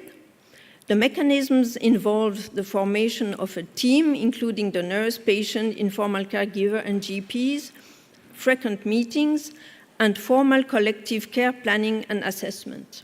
And this led to the patient's health improving. Here is the last one, the experience of professionals. A nurse and a GP agreed that it was an emotionally charged situation. That's less the case now. Because we're sharing and it feels good. Just being able to talk to someone. We're not alone anymore. Here, you see that this is a complex situation with an emotional impact on professional. That is a very strong sense of failure and helplessness. The mechanisms include the interprofessional team providing legitimated sharing, mutual support, and a way to share the burden of this complex situation. And the outcome was a reduction in feelings of helplessness and loneliness, and professionals feeling better. So our findings suggest that managing complex situations through coordinated interprofessional care teams significantly improves the experience of professionals, of patients, and of informal caregivers. It may also lead to better health outcomes and to more efficient use of resources. And we think that this approach could substantially enhance the sustainability of health systems, and these benefits align with the principles of value-based healthcare and the quintuple aim, which you can see on the screen. So we think that these interprofessional and interinstitutional care teams should be disseminated. I would like very much to acknowledge the support of the PRISM committee, who helped us implement this project and evaluate this project. And of course, I'd like to thank patients, relatives, and numerous professionals for various institutions who contributed to this work and shared their experience and expertise. I think I've come to the end of my presentation, and I'll be very happy to have any comments or questions. Thank you very much. And you kept such good time. So that was really interesting. I have a lot of questions now, but of course the audience can have the questions. Anyone who'd like to ask a question? Or from one of you, maybe? Do you have any questions? I have a question about your definition of complexity. Mm-hmm. Why would you call that gap between needs and services complexity? Maybe I go back to my definition. So yeah. I used a very summarized version of this Grambowski definition, who you might have heard of. I think is from the United States. And actually, it was quite interesting for us to use this definition because most of the time, complexity relies on the shoulders of the patients.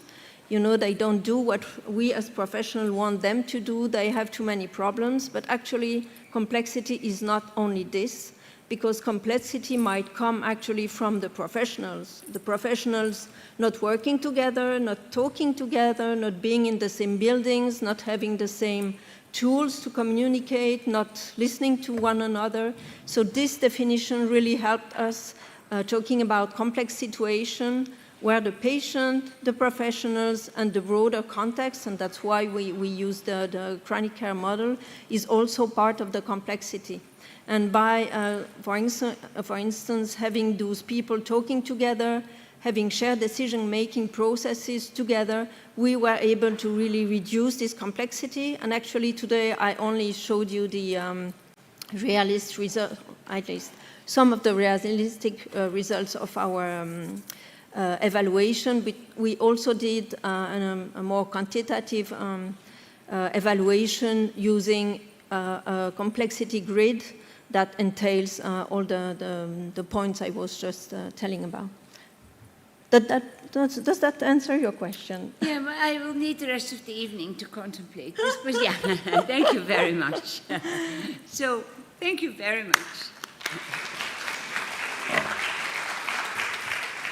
Before I ask Catherine to come forward, can I have a technical person here?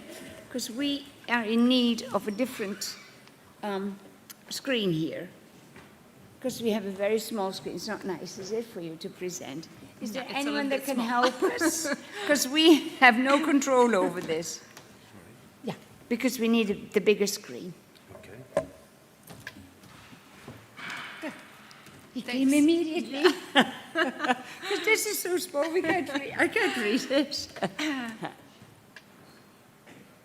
Catherine, maybe you want to start by introducing yourself, and I'll go through these until I find yours. No.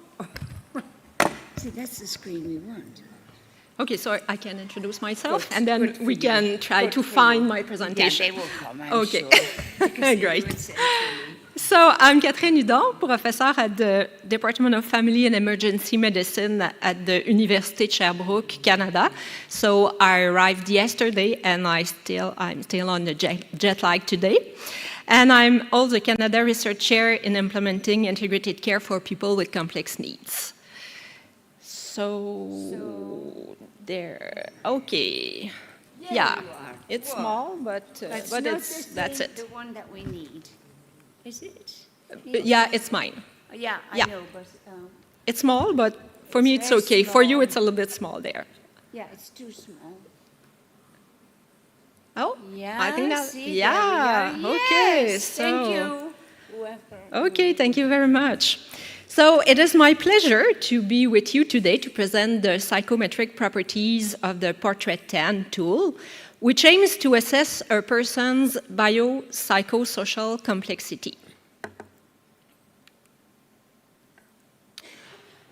Firstly, a very special thank you to the team who worked on this project, including Nicole, a patient partner. Oops, sorry, it was the wrong. Okay. So people living in difficult socioeconomic conditions are at greater risk of developing mental and physical health problems.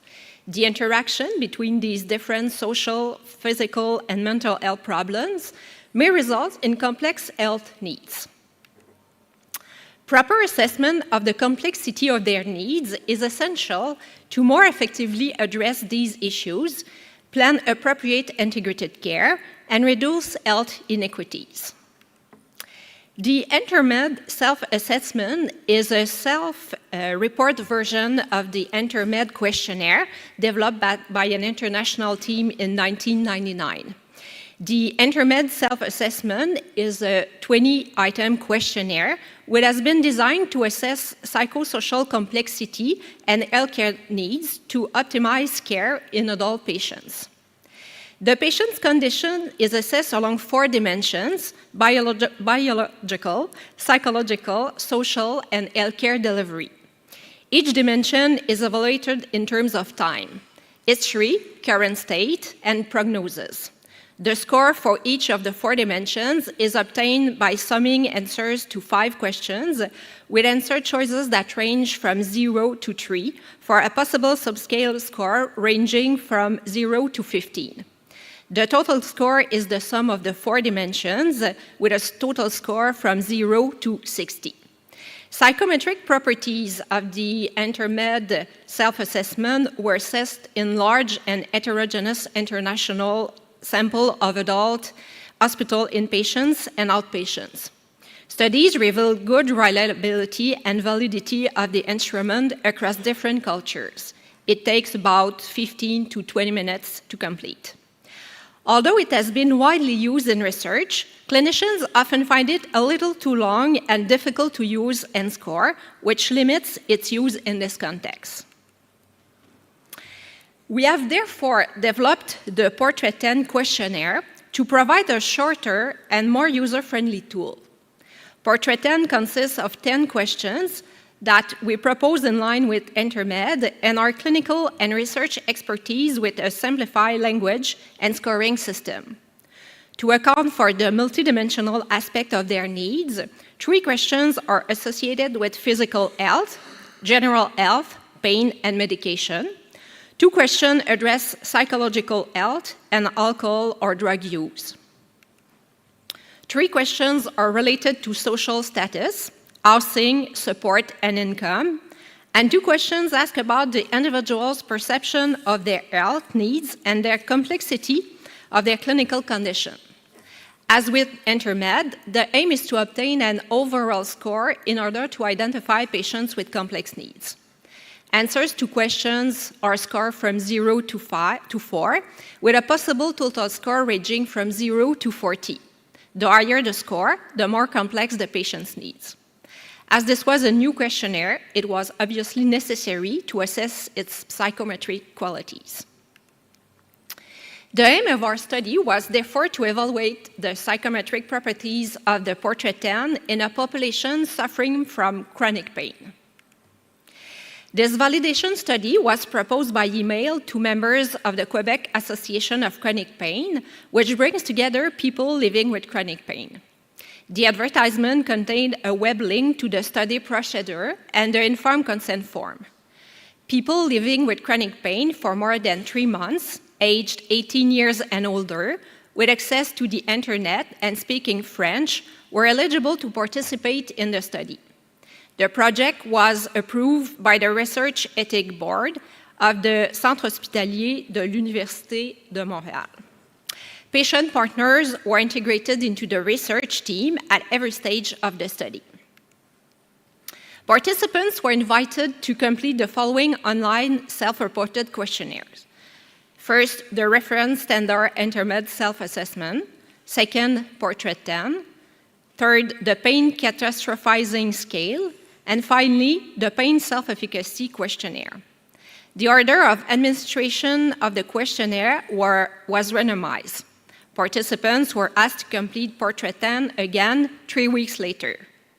We have already presented the Intermed self-assessment and the Portrait 10 in the previous slides, so I would like to briefly present the pain catastrophizing scale. Pain catastrophizing is described as the tendency to magnify or exaggerate the threat value or seriousness of pain sensations. The pain catastrophizing scale contains 13 items divided in 3 subscales: rumination, magnification, and helplessness. The socio-demographic characteristics of the participant were presented using descriptive statistics. Cronbach alpha coefficients were calculated to assess internal consistency. Spearman correlation coefficients were calculated to assess test-retest reliability. Convergent validity was evaluated by correlating Portrait 10 scores with Intermed self-assessment scores. Discriminant validity was assessed by correlating Portrait 10 scores with the PCS scores.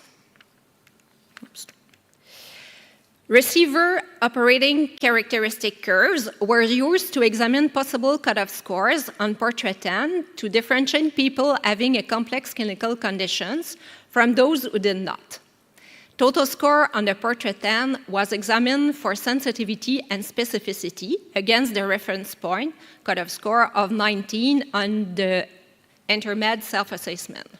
0-18 is no complexity, and 19 and above is complexity as the reference value. Threshold was determined visually using the ROC curve and by comparing rates of true positive and false positive percentages. Area under the curve discrimination measure was also examined as it determines the accuracy rate of the questionnaire in discriminating people complex and non-complex cases based on reference point. Analyses were conducted with the R statistical package. Incomplete questionnaires were excluded from the analysis. A total of 295 individuals participate in the study, with 88% identifying as female. The mean age was 53 years, and a pain duration ranged from 2 to 65 years. Portrait 10 demonstrated satisfactory internal consistency.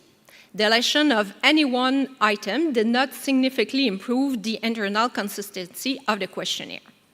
The Spearman correlation coefficient demonstrated excellent test-retest reliability. The Spearman correlation coefficient demonstrated a significant correlation between the Portrait 10 and the intermed self-assessment, indicating excellent convergent validity. As anticipated, the Portrait 10 demonstrated a weak correlation with the PCS, indicating a high level of discriminant validity.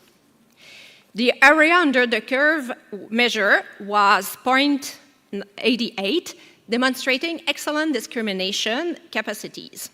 Based on visual examination of the ROC curve and under true positive percentage and false positive percentages, a score of 10 or above on the Portrait 10 would provide the optimal level of discrimination between cases with complex and non-complex needs. This cutoff score demonstrated good sensitivity and specificity. This is a first validation study of the new Portrait 10 questionnaire, and the sample size provided adequate power. However, this is a specific population with chronic pain. Further research is needed to document the psychometric properties of the tool in large samples of individuals living with different chronic conditions, such as a primary care population. The present study assessed the validity and reliability of only the French version of Portrait 10. This study provides initial validity and reliability of Portrait 10 and suggests that Portrait 10 offers a quick and efficient way to assess individuals' complexity in clinical settings. By identifying individuals with high levels of complexity, Portrait 10 can guide the development of personalized treatment plans. Efficiently identifying individuals with complex needs can also help optimize resource allocation in healthcare settings. Thank you for your time, and I look forward to answering any question you may have. Thank you very much. Good timekeeping. Are there any questions for Catherine? There's no question. I always have questions. Yeah. What can you say about the large percentage of women in your group, in your research? Such a large percentage? Yeah, you are right. It's a large percentage.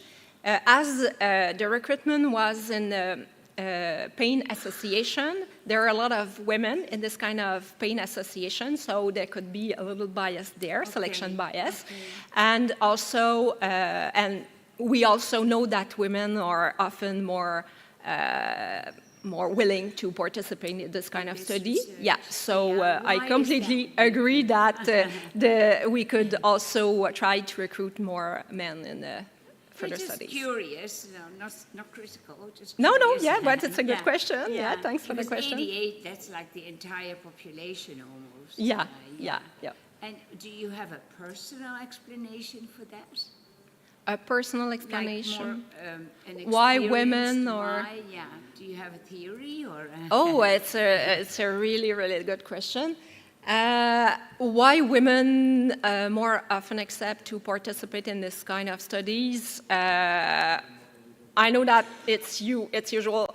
It's as women are more often to consult physicians or consult healthcare professionals about their chronic pain and. It's a gender bias. Pain and men are not, maybe societal. Yeah, probably that in a societal point of view, maybe that people or men think that it's not necessarily a good thing to talk about their pain or to talk about their feelings or so. Oh, thank you very much. Okay, thank you very much. So our next presenter, I have to navigate my way through the... Jean, would you like to come to the stage? Jit Kai Tan. Yes. We'll wait for your slide to come up, but maybe in the meantime you want to introduce yourself. Sure. Okay. Hi. Hello. Okay. Good afternoon, everybody. My name is Jit Kai. I'm from Khoo Teck Puat Hospital in Singapore, and I'm here on behalf of the Integrated Medical Clinic team to present the evaluation results for IMC after a year for geriatric patients. Can we have the correct slide, please? There. Okay. There you are. There. Excellent. Thank you. Yeah, and a little bit larger again, please. I think this is fine. Yeah, that's okay, I think. The screen is so the less. Are you okay? I'm okay. I'm okay. Okay. Okay. Okay. Maybe they will make it a little bit bigger. Okay. Thank you. No problem. Okay. So to carry on, now that I've done my introduction, so an outline of my presentation today, first will be the background, both of KTPH, as well as the current state of healthcare provision and IMC's objective, how we assign the patients to IMC, our retrospective evaluation study design, the results starting with demographics, then on to the healthcare service utilizations, as well as the patient-reported outcome measures before I conclude. Right, so a bit of the background. So Khoo Teck Puat Hospital is part of a network of medical facilities and institutions in the north of Singapore under the cluster that we call the National Healthcare Group. We are responsible for the light blue portion of the small island of Singapore in Southeast Asia. And for KTPH specifically, we are responsible for about 330,000 residents who are currently living in Singapore's Yishun zone. So if you look at the zoomed up portion of the map, you will see Yishun zone there in the red circle. So we are responsible for all of the residents within that circle.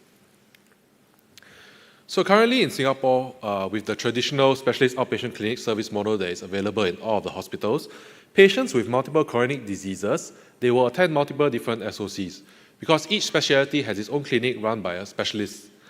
And so because of that, we find that patients with multiple diseases tend to have multiple disease-based care plans formulated in silos by each of their specialists. Also, we also notice that functional, psychosocial, as well as behavioral factors beyond clinical issues are not factored in and assessed during these sessions. So this resulted in frequent relapses of their illnesses, multiple acute hospital admissions, poorer well-being and outcomes, as well as disabilities, higher financial costs, and social costs as well for having to visit the hospital so many times. So what the Integrated Medical Clinic program planned to achieve was to improve patient outcomes as well as stem the rising healthcare costs and utilization by addressing the lack of an accountable clinician and team to coordinate care for the patient. So how this is done is to establish a relationship and strength-based one care plan, enabled shared care program with the following principles: the integrating of all care services across multiple settings as well as specialties of complex patients into a one care plan. We will also assign the role of a care coordinator to an accountable primary coordinating doctor, and this doctor also has a team who includes a nurse as well as a HSCO, or Healthcare Services Coordinating Officer, who is responsible for interacting with the patient, taking their usual daily, not really daily, but taking regular sessions with them, taking their feedback, as well as asking them to fill in several surveys and forms. So the picture on the bottom right is an interaction is one of the sessions where one of our patients is actually interacting with the HSCOs during one of his regular feedbacks. So how do we assign the patients? So for this, we have looked at the number of Yishun residents who have visited our hospital, KTPH, and we have grouped them into 7 major segments, from living well to leaving well. This was already presented previously at another session, so I will skip it. And for the main bulk of this presentation, we are focusing only on patients in the red boxes for the B2 group and the B3 subsegment, where patients all have multiple chronic diseases, and for the red group, patients also have either a mental, social, or both mental, social issues.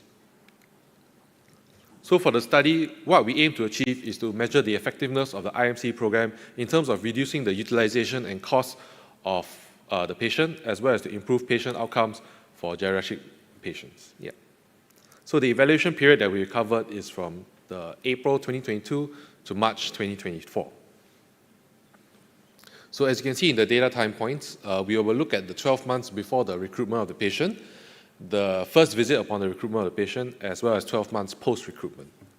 And we have recruited, as of currently, a total of 320 patients into the geriatric program. And we have also identified a control group of 1,500 patients who were segmented into the same group as these patients, but they were not recruited either because they have not yet entered the program or they chose not to be part of it. So on to the results. So we'll have a quick look at the demographics of the IMC and the control groups. So based on our 1,820 patients that we've identified, 320 or 18% of them have already been enrolled into the program. The remaining 82% of them are not. So the average age of the IMC patients at the time of enrollment is 83 years old. At the same period, the control group's average age is 81. For ethnicity, what we have here are the ethnicity of two groups. We have 4 major ethnic groups in Singapore: Chinese, Malay, Indians, and the rest are all sorted under the group called Others. Chinese comprise the most, as you can see, but between the IMC group and the control group, you can notice that there's a smaller proportion of Chinese within the control group, as well as a slightly larger proportion of the green group, which is the Malays. As for the gender profiling, we can see that there are more females in general within both the control group as well as the IMC group, with the IMC group having a slightly larger proportion of females. Now on to the utilization results. First, we'll start with the ED. First, we'll start with the SOC, or the Specialist Outpatient Clinics. The IMC group will always be the red line for all of my following visualizations, and the control group will be the blue line. So the IMC group already starts with a higher number of average consultation visits per year, as you can see the baseline year, and it has been increasing over the first year of enrollment. For the control group, the rate of increase is slightly lower. But if we zoom into the IMC group specifically and we look at the average visits to the assigned specialist, which is to geriatric patients in this case, we can see that the number of visits to the non-geriatric specialty clinics have been decreasing from 3.4 to 3.2 visits a year, whereas the visits to geriatric clinics have been increasing from 0.7 to 1.6. So this indicates that our patients are actually seeing more of their assigned subspecialty. And finally, we look at the costs.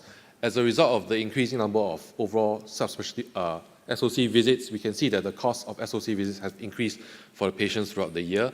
IMC patients have seen a sharper increase in cost compared to the control group patients. So when we look at the emergency department visit next, we can see that there is quite a significant improvement in terms of the ED visits for IMC patients, where the proportion of patients who visited in the first year after enrollment has dropped from 54% to 48%, whereas the control group has shown a negligible change, maintaining around 59%.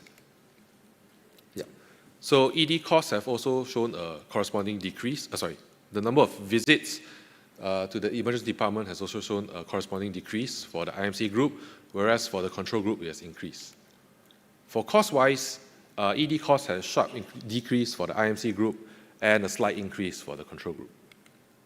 When we look at inpatient admissions, we find that for emergency inpatient visits, that means visits to the ED that have been translated into emergency inpatient admissions where patients are forced to admit, we find that there is a reduction in the proportion of patients that had to go through this process. For the number of inpatient admissions as a whole, including electives and emergency cases, there was a decrease for the IMC patients and an increase for control group patients.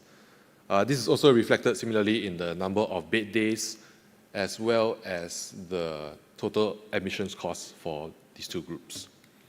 So when we look at it as a whole, we can find that the total healthcare services gross amount for IMC patients has had a sharp decrease from 11,000 a year to about 9,000 a year on average, whereas for the control group, the cost of service has increased from 14,000 a year to 15,000. When we look at the PROMs or patient-reported outcome measurements, the change in percentage of patients with depression measured by GDS-7 between pre- and post-enrollment has decreased to 6.1% from 7.1%. However, there has been a decrease in the mean IADL scale between pre- and post-enrollment from 2 to 1.9. For A7, from pre and post, there is an increase from 33.6 to 33.7. And for EQ5D, there's been a decrease from 0.57 to 0.53. So all of these PROMs were measured by the HSCO, as you saw in front, when the patient came to visit for their scheduled appointments. So in conclusion, we find that there is evidence to show that IMC program has had an improvement on the healthcare utilization portion of geriatric patients. While there has been an increase in SOC consultation visits due to the increase in visits to the assigned subspecialty, we find that utilization has decreased for both ED and inpatient admissions, and the average total healthcare gross amount has showed decrease as well. So we are hopeful that this is because patients are now visiting more of their assigned subspecialty. The doctor is taking more accountability and more responsibility in measuring the overall healthcare needs of the patient, which results in less necessity for them to visit the ED and for inpatient admissions. For our limitations, we find that, as you can see from the SOC visits graph, the IMC patients already started with a higher service utilization and cost than the control group, which could be due to the smaller number of population, as well as the current enrollment method, in which patients are only enrolled upon their first visit to the specialist outpatient clinic. For PROMS measurement, we also find that there is a lack of the control group for comparison of the effect of IMC on PROMS, due to the fact that it takes a large amount of time for patients to sit down and do some PROMS, and most patients are not willing to take this amount of time to do it. Yeah. So for our recommendations, what we find is that we will hope to review and improve the enrollment method to capture more patients, as well as to improve the reach and adoption by PCDs, which is the primary coordinating doctors, across multiple specialties beyond GRM. Yes, and that concludes my presentation. Oh yes, and acknowledgements to the IMC team as well as to the people who have assisted me with this presentation and paper. Oh, no, it's just acknowledgements. Okay, yes. Very good. Thank you very much. Well, we have time for questions. Okay. Are there any questions? Yes. Do you want to come up? Good. I'm the first. Yeah. Hello, everyone. This is Ella from Chinese University of Hong Kong, and I have two questions for the presenter. And the first one is, because for the background part, I didn't really understand how the patient were selected or like segmented according to different kind of criteria. Is it an evidence-based practice, and whether it has been approved that it is an effective approach? And the second question is about the evaluation part, whether there is some significant results, because I didn't see any kind of statistical methodologies to show the p-values in such a, like, etc. Yeah. Can we have the slides Yeah. back, please? Because you want your slides. Yeah. I think I'll need the slides to explain Yeah. the segmentation part for that. Hola. Hola. Can we have the slides, please? The ones that we just presented. Three, red. Okay, if I go back. Ah, yes, okay. No, it's okay. I've got it now, yes. Okay, so regarding the selection of patients, so we start from the process where we look at all of the Yishun Zone residents who have visited hospital in recent years from 2017 onwards. We segment them into the different groups. So patients who have identified as LS6 under advanced diseases and psychosocial issues. So the advanced diseases are based on their ICD codes, ICD-10 codes. And then from there, we look down at the chronic disease. So we are looking at patients with multiple chronic diseases. So we only look at the B2 to B5 group, as well as the, yes. So that's how we get those patients with the who are selected into this particular group. And from there, to get the geriatric patients, we look at the visit records of the patients who have visited geriatric clinics in KTPH frequently, or have been scheduled to visit geriatric clinics in the near future. So then we identify those 1,820 patients.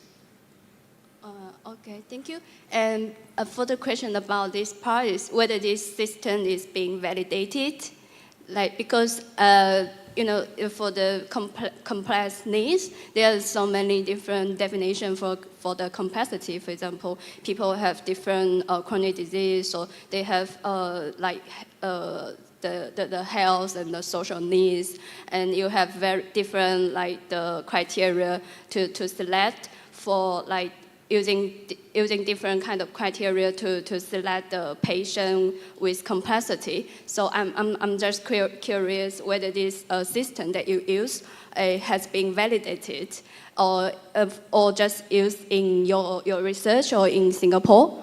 Okay, so this was done by our team, generated through the formula that we've generated. So it was not really validated against the international study. Yes. Thank you. Okay. Thank you very much. Oh, okay. Maybe the next question you can... Yeah. Yeah, so we'll continue with no problem. Yeah. Okay, thank you. So we continue with Barbara and Barrett. Is it? Yeah. Do you wait for the slides, but maybe in the meantime you can introduce yourself. They will come by Thank now. you. Experience tells us They've that come. they will come. So far, they've come. Yes. My name is Barbara Ann Barrett. I'm an anthropologist and trained within an interdisciplinary field with medicine, culture, and society. Thank you very much for the opportunity to do this presentation. I'll have to figure out how to use this one. Well, yes. First, I would like to locate from where I'm speaking. Denmark is parted into 5 regions, and the blue one, Region Zealand, is where the Innovation and Research Center for Multimorbidity is located. And we are located there for a very good reason. It's one of the regions, if not the most heavily burdened region in Denmark when it comes to patients with multimorbidity and the kinds of multimorbidity that they suffer. I'll show you 2 brief maps just to illustrate what I talk about. This first map illustrates the spatial variation of a chronic heart disease cluster. It's a cluster where all the patients have chronic heart conditions, and next to that, a quarter of them have diabetes, and 96% of them also have hypercholesterolemia, I can't say that, or hypertension. I'm not a clinician. And in addition, 56% of the individual in this cluster, they have 4 or more conditions besides their heart condition. So, as you can see from the dark color in the map, the darker the color, the higher the prevalence. So Region Zealand has a lot of these patients. Another map illustrating this from another perspective is a map illustrating the spatial variation of a diabetes cluster. They all have diabetes, 84% have hypertension, and 82% have hypercholesterolemia. Again, this hypercholesterolemia. And again, a lot of these patients have several conditions. 41% of them have 4 or more. And again, with a very, very clear distinction, Region Zealand has the highest prevalence. So from this background, from this region, and from the background that the current care for people with complex multimorbidity is inadequate and fragmented, that's illustrated very much in the international literature, we have worked on a project. By drawing on existing literature and prior studies, we have developed a patient-centered complex intervention for multimorbidity, which we subsequently refined into a version 2. And this process followed the Medical Research Council framework, which I've put up there, with the 4 phases of how to do a complex intervention. At first, we developed a patient-centered complex intervention for multimorbidity that was based on international literature on care models. You know, the chronic care model, the selfie model, etc., etc. And then, in addition, we did some qualitative studies on patient experiences and doctors' experiences. And that was all developed into the first model that we tested in a feasibility study. That's phase 2. I've shown some of the articles that has been published in these different phases. And at the end of my presentation, I'll provide you with a reference list. But we did a feasibility study, and on the basis of that, we did some few changements and refined it into a version 2, described in a protocol article very recently. So that's the background for the study I'm going to talk about. The study on complex interventions for patients with complex multimorbidity. Included patients that had 2 or 3 of the big common chronic diseases, diabetes 2, COPD, or heart disease. In Denmark, all these diseases are in disease programs. So the doctors can print a list of all their patients in their clinic having these diseases, and from that we could see if they had 2 or more, they were included. Besides that, they should have had contact with a hospital within the last year, either by admission or by going to some kind of ambulatory, do you call it that? No? Yeah. Yeah. And they should have a prescription of minimum 5 medicines. It turned out that we could have said minimum 10. That would have been, we were afraid that 10 would exclude too many patients, but no. The inclusion criteria for the general practices was that they were chosen in municipalities that were selected based on the rank of sociodemographic group 3 and 4, which are the lowest sociodemographic groups. And the reason for that is that the prevalence of patients with complex multimorbidity was expected to be higher in these areas because there is a clear association between sociodemographic, socioeconomic status and chronic diseases.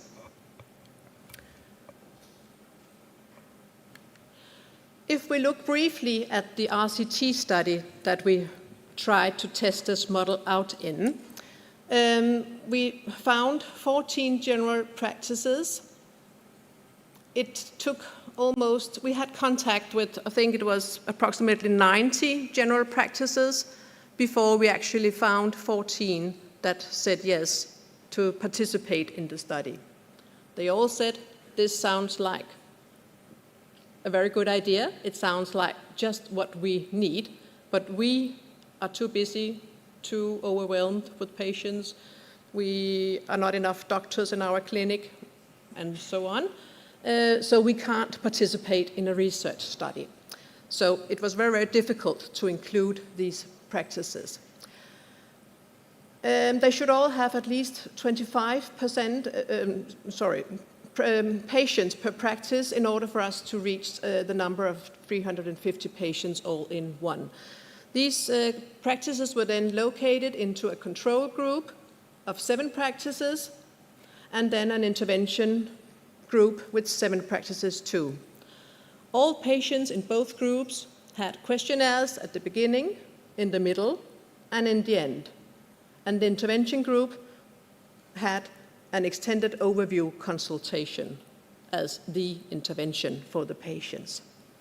For now, we are here at the bottom where it says status today. Our last clinic finished everything last week. So in a minute, we can start doing all the quantitative analysis. But let's take a look at the extended overview consultation.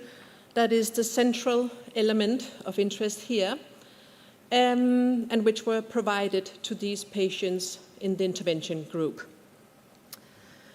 In the extended overview consultation, the idea was that patient at the project start had an extended consultation, and that is a consultation where the general practitioner had 45 minutes to the consultation. They were paid by our project for these 45 minutes because it's not a possibility in the way general practice is organized in Denmark today. You don't have 45 minutes to see patients. They saw them at the beginning of the project and then once again 12 months later. The idea was during the extended consultations that the GP should develop an individual care plan that would include the elements over here. That should provide a list of diagnoses, overview of medicine, some kind of prioritization of care. These patients were expected to have care appointments across sectors. If there was a need for follow-up, and there very often was, there should be a plan for it, and their care across sectors should be coordinated. And if the GP found it on the GP's discretion, and if the patients were interested, they should refer them to rehabilitation. This individual care plan was intended to be printed and shared with the patient.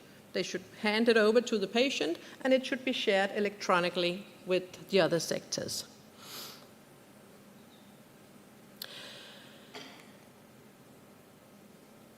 My colleague and I, our part of the study was to do a qualitative evaluation of the experiences with this model, with these extended consultations. So we did interviews, qualitative, semi-structured interviews with patients and GPs. We interviewed 13 patients. All patients, when they were included in the study and gave informed consent, they were asked if they would be interested in us contacting them for an interview. So that's how we included participants for our interviews. But we talked with the 13 patients, and among them, 7 of them also had their relatives present when we interviewed them, and we welcomed that. In some cases, the patients spoke very much for themselves. In other cases, the relatives strongly supported them or almost did all of the talking to us. Most of the interviews took place at the patient's home, where they welcomed us with coffee and bread and showed us their home. One patient preferred to meet at a cafe, and one patient preferred to come to our office. We are a research institution located at a hospital, so he came to our office. We did interviews with all the with one doctor from all the intervention practices, except one where the 2 doctors in the practice both were very interested in participating, so we also welcomed that. And they all took place at their clinics. It was predefined what we should pay interest to when we did these interviews. We should look at the experiences of the consultation in terms of content and relevance. We should talk with them about whether they experienced the consultation as patient-centered, how it was working with these individual care plans, and how it affected intersectoral collaboration and referral to rehabilitation. And they were also invited to reflect on the potential future use of this model. Yes, that's the results. The general practitioners in general were very positive, and it was the same across all the general practitioners. It gave them an overview that they really much appreciated with these complex patients, in relation to medicine, diagnosis, and the patient's resources that were also very valuable for the doctors to know about. I've brought very few quotes to illustrate. Some of these patients, some of these doctors have patients with a lot of chronic diseases. You see one here where it's not unusual. They come up, have 5, 7, 10 chronic conditions. I simply can't cope with that in a regular consultation in 10 minutes. So these 45 minutes were extremely valuable. All these patients have regular checkups, but at checkups you measure biomarkers, things. So it's easy to focus on something that doesn't really matter for the patient, maybe not for the doctor, and maybe not even in reality for society either. And then the last quote is from a doctor who works in a very burdened area, where some of her patients attend a lot. So she said, with this kind of extended consultation, it could potentially reduce maybe the 40 consultations we have down to 10. In contrast, the patients' experiences, they were generally positive, but they were much more varied. Some patients were positive, but didn't really get anything out of it. Some got something out of it, but couldn't really remember. I've made a variated picture of it. we see that some patients, they thought it was partially beneficial, but they didn't really recall what was going on during the consultation.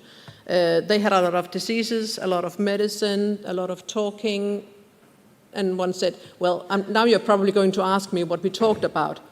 I don't know, I can't remember. But he completely trusted his general practitioners to take care of all his illnesses and did what the doctor told him to do. So, I mean, you could be positive and happy about your GP without being able to remember what's going on in detail. Very few found it not beneficial. Some of these patients were very well off. They managed their diseases very well themselves and did not really feel that they should have been included.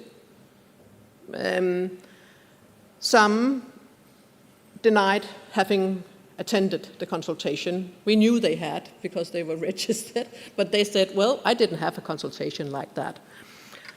But maybe the doctor spent a lot of time with them in general, so the difference was not that big.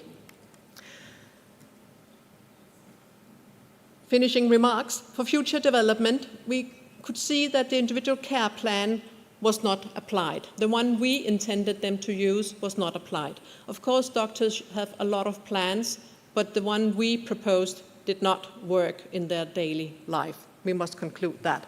So that's a thing to look into in the future. And referrals did not happen in this qualitative study. I can't say it didn't happen at all. We need the quantitative numbers, but talking to the practitioners, they didn't refer to rehab on the basis of this project. Maybe because they have too many of these patients, maybe because the patient's experiences of rehab are not generally very positive. Yeah.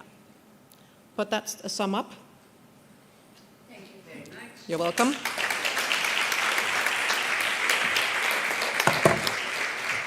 Well, if you're willing to have tea later, you can ask one question. But if not, let's not stand between you and tea. Thank you so much, all of you. It's so interesting. Thank you for all your hard work. Thank you for coming here. And I'm sure you can find ways to talk to each other while having tea or coffee. Thank you.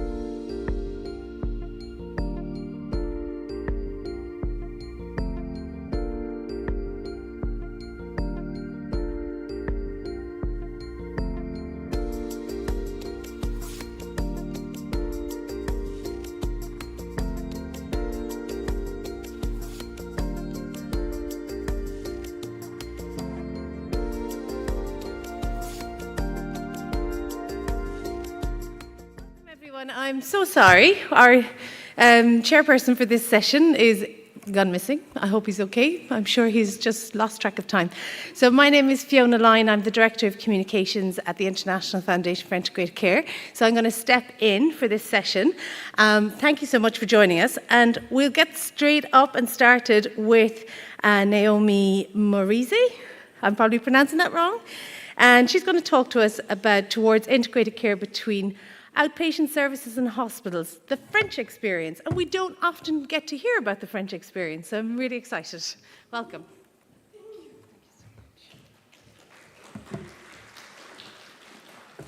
Thank you.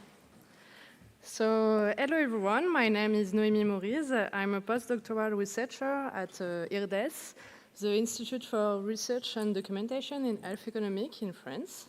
Today I would like to share some findings from my PhD in sociology, which I completed last year. It looked at how new integrated care pilot programs are being developed and evaluated. So the presentation will be structured as follows. First, I will introduce the IPEP pilot program. Second, I will briefly explain the evaluation method we used. And third, I will share the results from the sociological part of this evaluation. Just a quick insight into the French context. In France, most primary care providers are self-employed and paid through a fee-for-service system. Like many OECD countries, France is dealing with a shortage of physicians, especially in rural areas.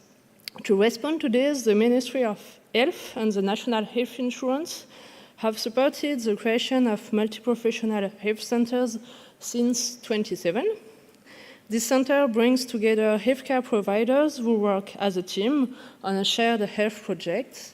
These centers have expanded quickly from around 20 in 2028 to more than 2,000 in 2022.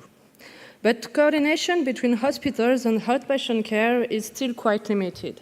Some local partnerships do exist, but nationally, integration mostly means a few basic rules about sharing patients' information. The IPEP pilot program was launched between 2019 and 2024 by the Ministry of Health and the National Health Insurance. IPEP stands for Incitation et Prise en Charge Partagée, or Incentive for Shared Care.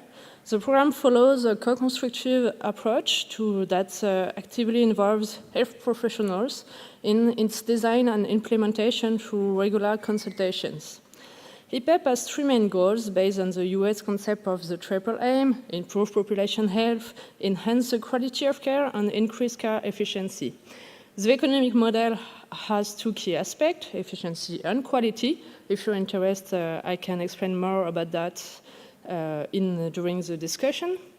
The IPEP program is inspired by a similar initiative in the US, the Accountable Care Organization. These three aims are expected to be achieved through better integration between hospitals and primary care professionals.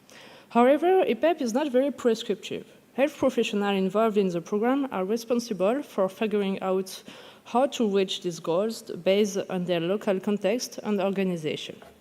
So just to give you a rough idea, between 2019 and 2023, 70,746,000 was paid to health organizations participating in the IPEP pilot program.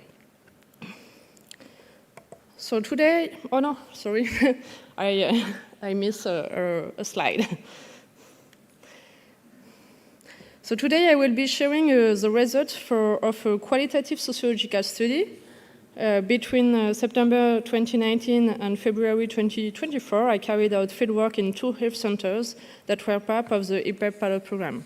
I conducted around 50 semi-structured interviews with general practitioners, nurses, and other healthcare professionals.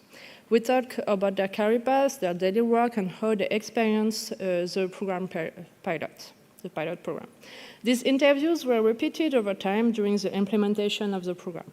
This helped me track how things change and evolve. This research is part of a larger project carried out with a team of 6 sociologists. Together we studied 5 case studies in depth. There is also a separate economic study using quantitative methods, which is still ongoing. A total of 29 groups were selected to experiment with IPEP, 9 hospitals group, 9 local health professional associations, and 11 primary care groups. In total, the profile of participants involved in IPEP were then very diverse. The IPEP funding helps maintain or develop patient services that are not covered by fee-for-service payments. These services can include prevention or care activities not funded by national health insurance, such as psychological consultations, screening, and prevention workshops, activities to improve care for patients in socioeconomic difficulty, like administrative mediation and social assistance recruitments, activities to better manage patients with complex clinical profiles, including personalized health plans, care pathway organization, and follow-up before or after hospitalization.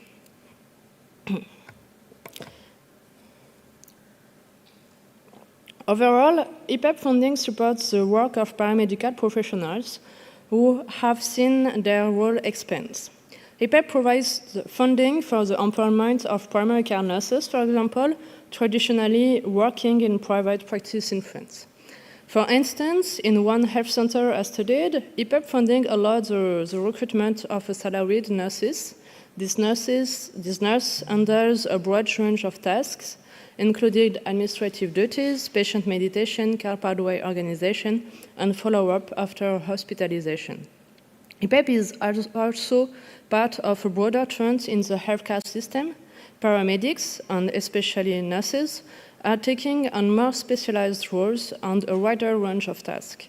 For example, nurses now work as public health nurses, advanced practice nurses, only since 2019 in France, or care pathway coordinators. But these new roles are not always easy to put in place.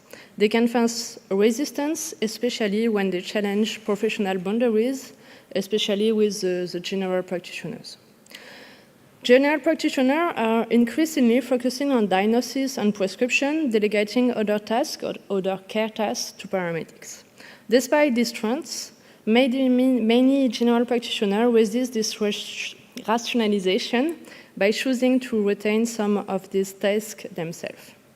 They are also taking a larger role in coordinating and supervising interprofessional organizations. While IPEP's main goal was to improve coordination between primary care and hospitals, in practice, some projects stayed focused only on the primary care level and didn't try to involve hospitals. This is partly because in France, there is still a symbolic hierarchy between hospitals and outpatient care. Hospitals are seen as more prestigious. Some primary care professionals are not very keen on working more closely with hospitals. They often feel that coordination should first be improved between primary care providers themselves. Also, they believe that hospitals should take the lead in building better connection, not them. That said, in some cases, real integration with hospitals did happen. But this usually depended less on IPEP itself and more on existing habits of working together or shared professional histories. For example, one health center worked closely with a local hospital because it was started by a general practitioner who split his time between hospitals and primary care. The center is even located inside the hospital. Thanks to this shared space and history, strong coordination developed between them. In short, IPEP didn't manage to create hospital primary care coordination in a systematic way. Positive results mostly came from groups that were already trying to be more integrated before the program. The IPEP pilot program helped support local efforts to improve coordination, mainly at the primary care level.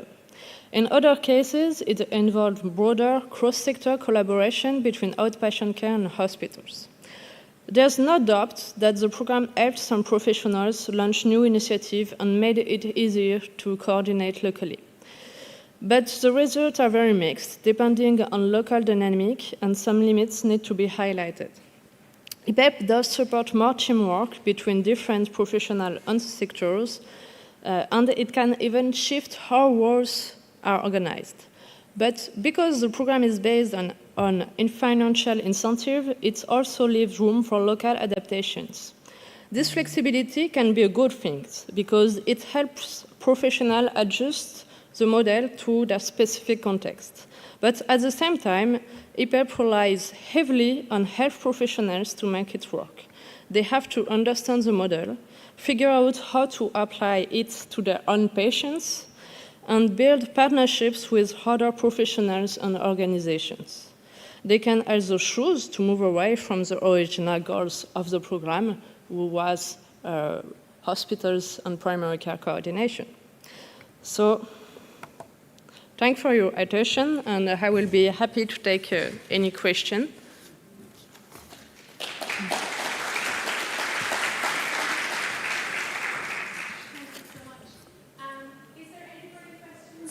Right now? I have one. So I'm really interested in the dynamics around the different professions. And was there any particular barriers or enablers when it came to those shifts in roles between the general practitioners and the employment of the nurses as coordinators? And then you brought it up again between the hospitals and primary cares. Were there some characteristics or trends that you saw where it worked or it didn't work?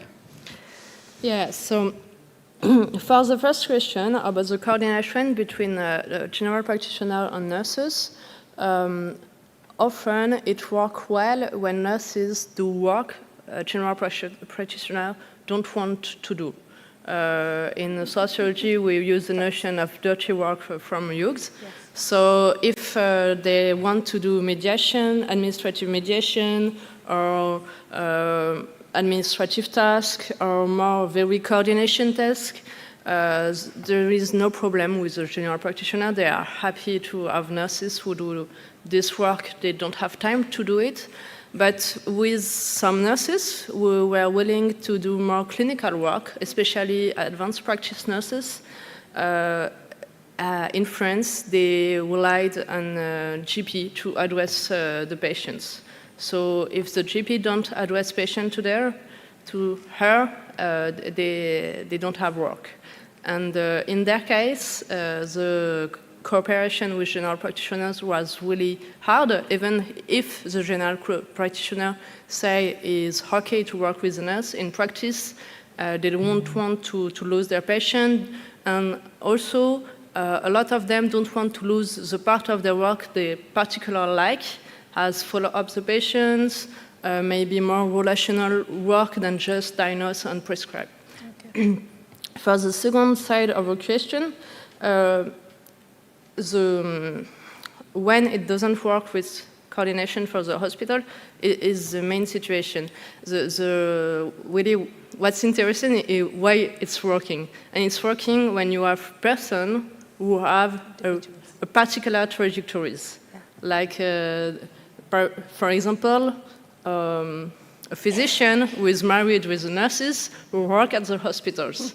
And it helps to the dynamic, and after the dynamic grow. A physician who do part-time job hospital and primary care hospitals. And I think in a more institutional point of view, what we can learn is that part-time job can be enhanced, and maybe there is some key aspect in that. So if we can have people working across multiple areas or parts of the system, then they become connected and close to those and then easier to work with. Yes. It's really, really good, and I think very, very important work. So could everybody give a round of applause? Thank you. Thank you very much. Thank you very much. So next up we have, here we go. What session am I in? Apologies.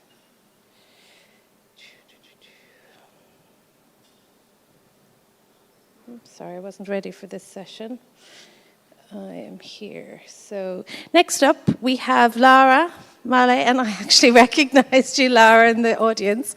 And Lara is going to talk to us about stuck in hospital after being treated, reducing alternative level of care by addressing vulnerabilities and improving collaboration and care pathways. Thank you.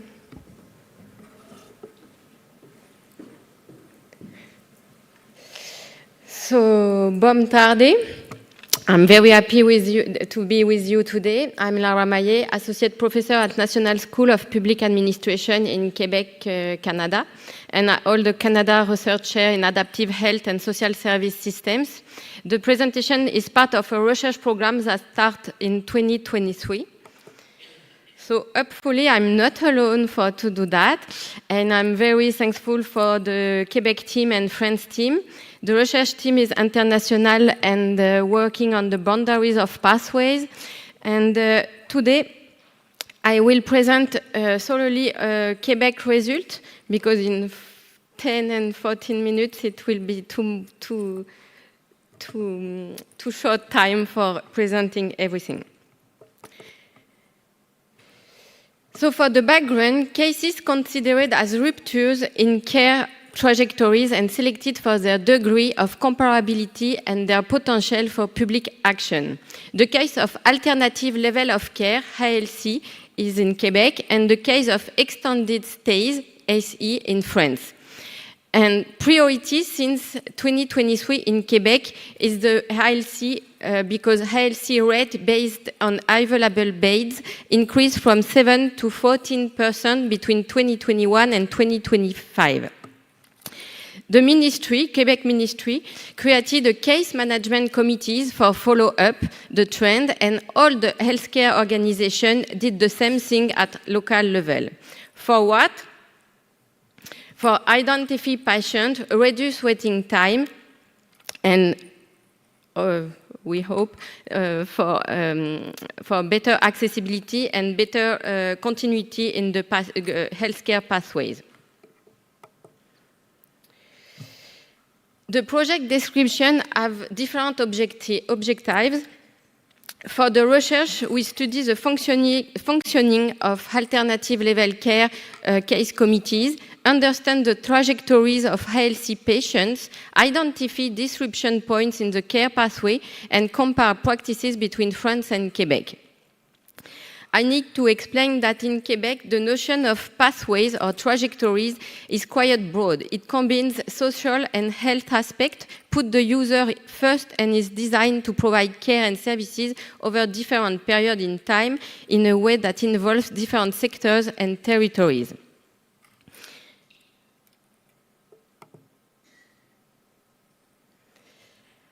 Just a few points of methodology, because we use the mixed methods, and today I just focus on a few qualitative results and few quantitative results as like a key finding, because it's very preliminary. So we have 43 case committee meetings observed, 8 individual interviews in Quebec, especially with actors involved in ALC case management. So the interviews as realized between July 2024 and February 2025. Analysis of clinical administrative databases. It's very important to know that it's rare to have access to this database. So we have the database from emergency admissions, hospitalization, and ALC episodes for many organizations in Quebec.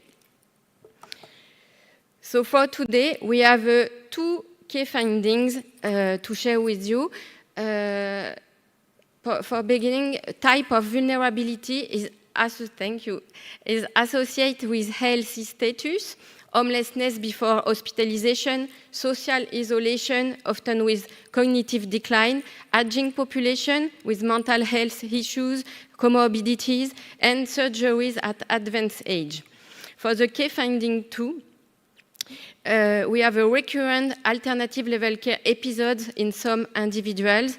Lose of place in long-term care while hospitalized, the institutional dropping. I will talk about that just after, and the lack of coordination and clear leadership in discharge planning. So I will just do a brief introduction to ILC database.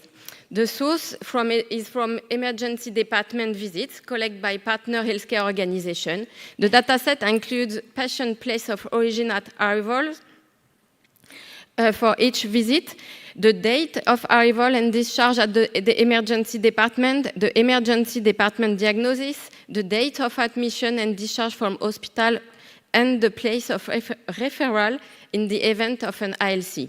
It consists of more than 16 emergency room visits. The study population consists of patients age of 65 and over, admitted to the emergency department between April 2020 and October 2022. We record more than 60 emergency room visits, corresponding about nearly 30,000 distinct users. So just a kind of analysis that we can have, the analysis of the trajectories of all patients with at least one episode of ILC. The figure 1 shows a Sankey diagram illustrating the trajectory of visit according to patient's place of origin. In other words, in the patient flows between origin and destination. We have in a purple color the patient from private residence for seniors. In the green one, you have patient from home. In orange one, the patient from public long-term care facilities, and the blue one is from other type of residence or resource. This diagram shows that patients coming from long-term care facility, the public one, have a proportionally higher risk of ending up in a ALC, alternative level care. So with that, this kind of result is very hard to explain why people from long-term care facilities are at greater risk of developing ALC. After the hospital episode, these people should return to their long-term care facility, since it's their home, and not stay in hospitals when they no longer need it. This raises several questions, not least that of dropping, because the case of these people having become too heavy for the services, the hospital would become the way to get rid of it. And it's maybe an hypothesis, but we need more analysis for answer to that. So for the implications, ILC episodes create hospital bed blockage. They disrupt the continuity of care and life trajectory of people, and many situations could be avoided with better primary care upstream, need for stronger intersectoral collaboration also, that community partners, other line of services, not just the hospital, and we need to co-develop the answer for that. The next steps for the research program is continuing modeling patients' pathways, because we develop a predictive model, and this predictive model performs well with an area under the curve of 0.88, indicating a good ability to predict ILC episodes, for example.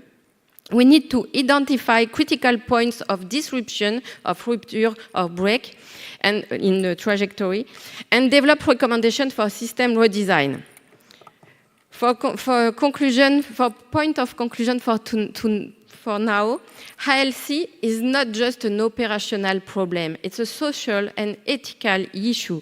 For now, the result of this study highlight the importance of alternative level of care in the hospital trajectories of elderly patients in Quebec. Visits by patients from long-term care and those with a high number of visits over a short period are the most likely to end up in ILC. To date, your results confirm observations made in other studies, which have shown that frail elderly patients often face difficult transitions in the care system due to a lack of long-term care resources. Thank you so much for your attention. Any questions? Yes. Do you want to come down and I'll run up to you?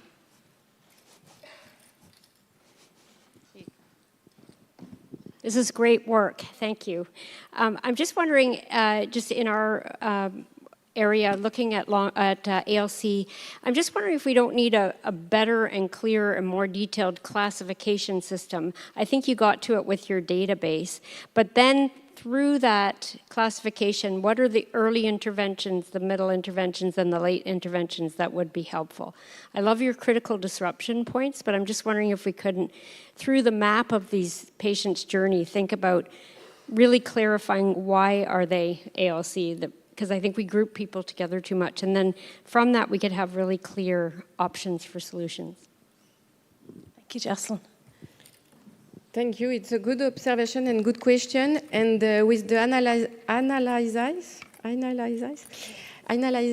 in this time, we have a lot of profile of this population, and we normally alternative level care is for the 65 years old patient. But when we look the database, we saw that a lot of people, I don't remember the number right now, but a lot of people are under 65. And the question is, okay, who are these people and why is ILC? And homelessness, yes, vulnerability, socio-demographic characteristics are very important too. But the lack of coordination, the lack of resources, not for the long-term care for elderly people, just for that, yes, we need to have that, but we need to have the community and integrated care for people with health, mental issues, and all the vulnerability spectrum of for the people, and we need to develop a new system, healthcare systems, because the hospital is the answer, but is not the answer, because you have a lot of issues after the hospitalization or during the hospitalization. Sometimes we have people in hospital during 2 or 3 years, but they don't need to be in hospital. So it's a very lot of cost and everything for economic side, but it's a lot of cost as a social issues, and it's a choice we need to do for the society. What we want to do for the vulnerable people, and vulnerability is trajectory, is not for all your life. You can be vulnerable at one time, but if the system can help you to be better, you are not vulnerable a long time. And so, sorry for my English, but I have a lot to say about that. But Thank you, Lara. I think it's a fantastic example of highlighting the need for us to realize that there's complex situations and we need to have a multidisciplinary and multi-professional support for people who need this care from the community and through the whole life course. Yeah. So thank you. Thank you. Very dysfunctioning symptoms. Thank you. Thank you, Lara. So next up, we have Sarah Thomas, and Sarah is going to come back to some navigation. So we're talking about Lay Health Navigator program on acute hospital needs, a pragmatic propensity score matching study. Thank you, Sarah. Thank you. So yes, hello, my name is Dr. Sarah Thomas, and I come from Northern Health in Australia. And I'm a hospital-based internal medicine physician. I'm going to talk to you about a local community Lay Health Navigator program. First of all, I'd like to acknowledge the traditional owners of the land on which my hospital sits, the Tangarang and the Wurundjeri people. That land always was and always will be Aboriginal land. I'd also like to acknowledge the Indigenous people here today, and obviously to thank the people of Portugal for having us here today. So this is Australia, and I'm from Victoria, which is in the southeastern corner. The Northern Hospital sits near the capital of Melbourne, and Northern Health itself provides acute care in Melbourne's north via multiple campuses. It serves a large population, which is culturally and linguistically diverse, with lower income, education and health literacy, plus higher rates of unemployment than the Victorian average. This results in increased difficulty navigating healthcare. Like many health systems worldwide, we are facing increased demand due to an ageing population and increasing rates of chronic and complex disease. We have finite infrastructure, funding and medical workforce, and our current systems will soon become insufficient and unsustainable. We need to look for innovative strategies to manage a cohort of high resource utilisers, knowing that a small number of patients can account for a disproportionately large share of healthcare utilisation. To identify these patients likely to have high healthcare utilisation, we used algorithmic selection. 2 algorithms were used to select Northern Health patients who are at high risk for subsequent unplanned admissions.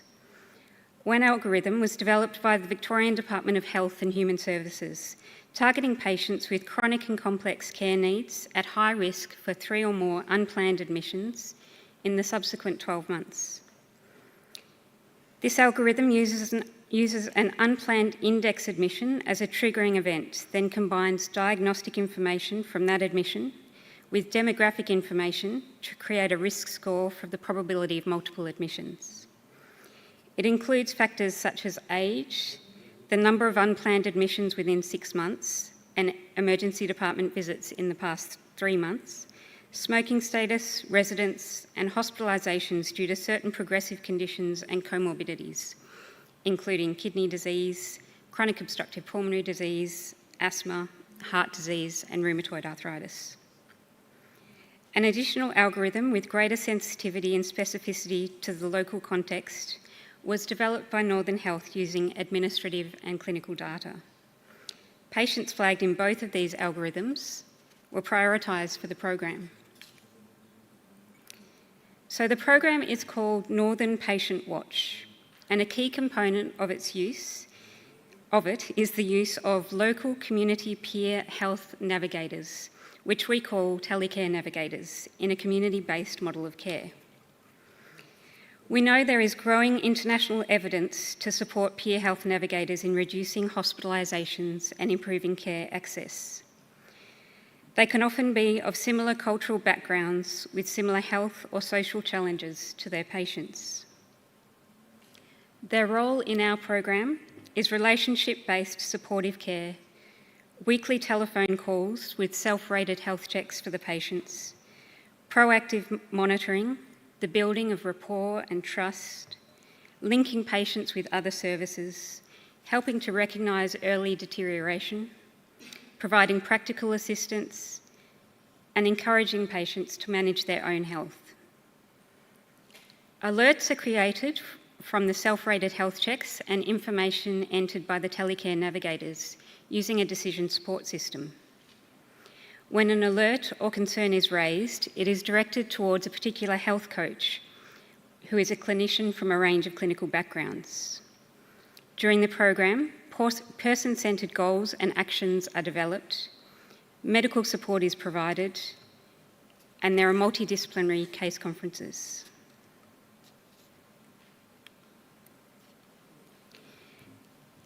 This program was studied with the aim of determining the impact of a program incorporating peer health navigators working in a team with clinicians targeting high healthcare utilisers.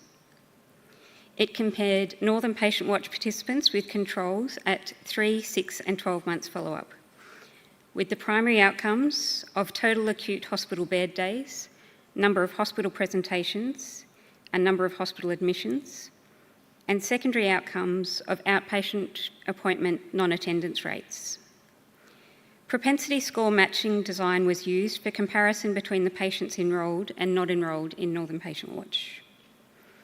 These patients were enrolled from November 2020 to April 2023, with 320 patients enrolled and 273 pairs matched.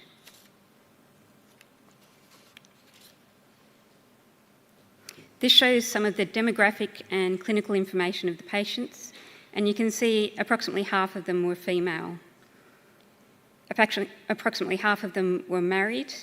They were of a low to average socioeconomic status and moderate comorbidity as per the Alex Hauser comorbidity score. The most common health conditions included fluid and electrolyte disorders, diabetes, cardiac arrhythmias, chronic pulmonary disease, congestive heart failure, and hypertension.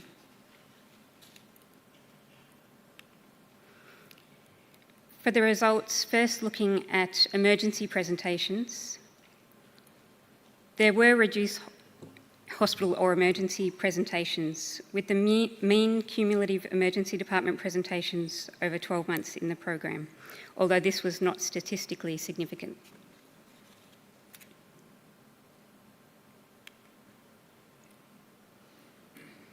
Looking at the cumulative hospital admissions over 12 months, there were lower mean admissions at all time points, though not statistically significant. However, when we look at the total bed days or length of stay, we do find significance. It is lower at all time points, with a mean of 9.4 versus 13.1 days at 12 months. The differences in mean or median bed days used between the groups were either statistically significant or close to significant at all time points, and the effect size seems to increase over time. So although the presentations and admissions were not significantly reduced, total bed days were. One theory for this is that the patients were presenting earlier with improved health-seeking behaviour with the help of Patient Watch, so that earlier intervention and reduced length of stay could occur.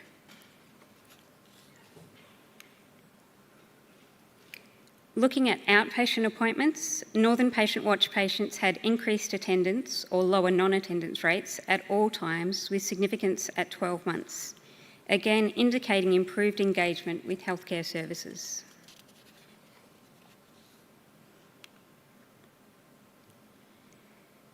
This study shows the important role of peer health navigators in reducing inpatient resources and improving patient engagements. Key features are the use of the algorithm to detect high healthcare utilisers and the use of local community lay health navigators supported by clinicians. Key outcomes include the lower total bed day usage. Having similar ED presentations and admissions but lower bed day usage may indicate earlier detection and intervention with improved self-care. There was increased engagement with outpatient appointments, and these benefits seem to increase over time. Future goals for this work would be to increase the length of follow-up to see if ongoing building of rapport and trust in the program and the telecare navigators continues to improve outcomes. We'd also like to study the patient lived experience. Anecdotally, patients highly value the weekly phone calls and avenues for escalation of care. I'd like to thank the rest of the Patient Watch clinical and research team, including Dr. Rebecca Jessup, who is also here today, and I provide here 2 references to the algorithms used. Thank you. Great, thank you, Sarah. The results speak for themselves, but I think it's just so important to recognise the lay community, the role of volunteers in the community, and how important it's going to be for all of us in the future. It's going to be a big part of all our futures, and particularly around the introduction of more technology and how things are going to change, aging populations and so on, less workforce. We know the challenges ahead, so thank you for demonstrating this. Any questions for Sarah? Oh, several. Oops.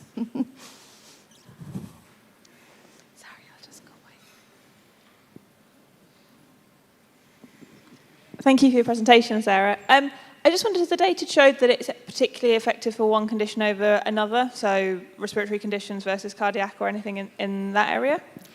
We haven't looked down to that level of detail, I'm sorry. Quick one, Sharon. Don't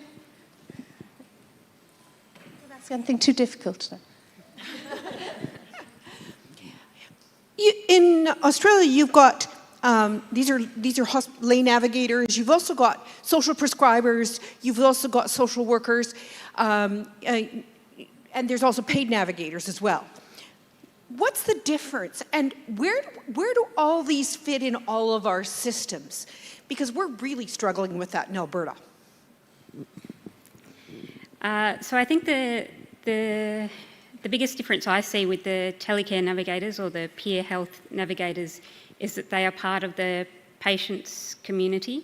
So I guess less institutionalised, less associated with the hospitals or the particular family practice, more from the community, and therefore the rapport tends to be built more effectively.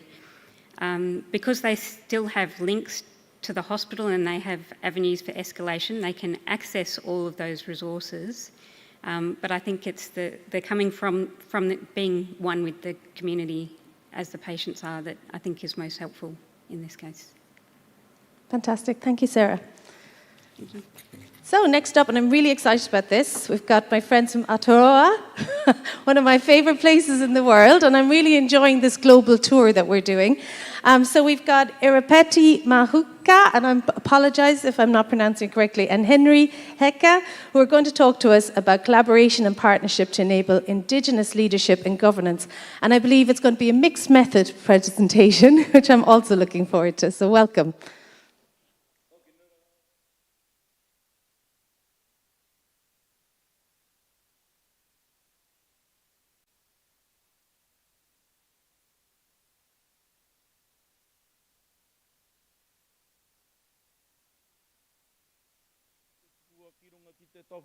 Ki runga ki te kawhi o Ngāriki, uhi wero, tau mai te mauri, haumi e, hui e, tāiki e.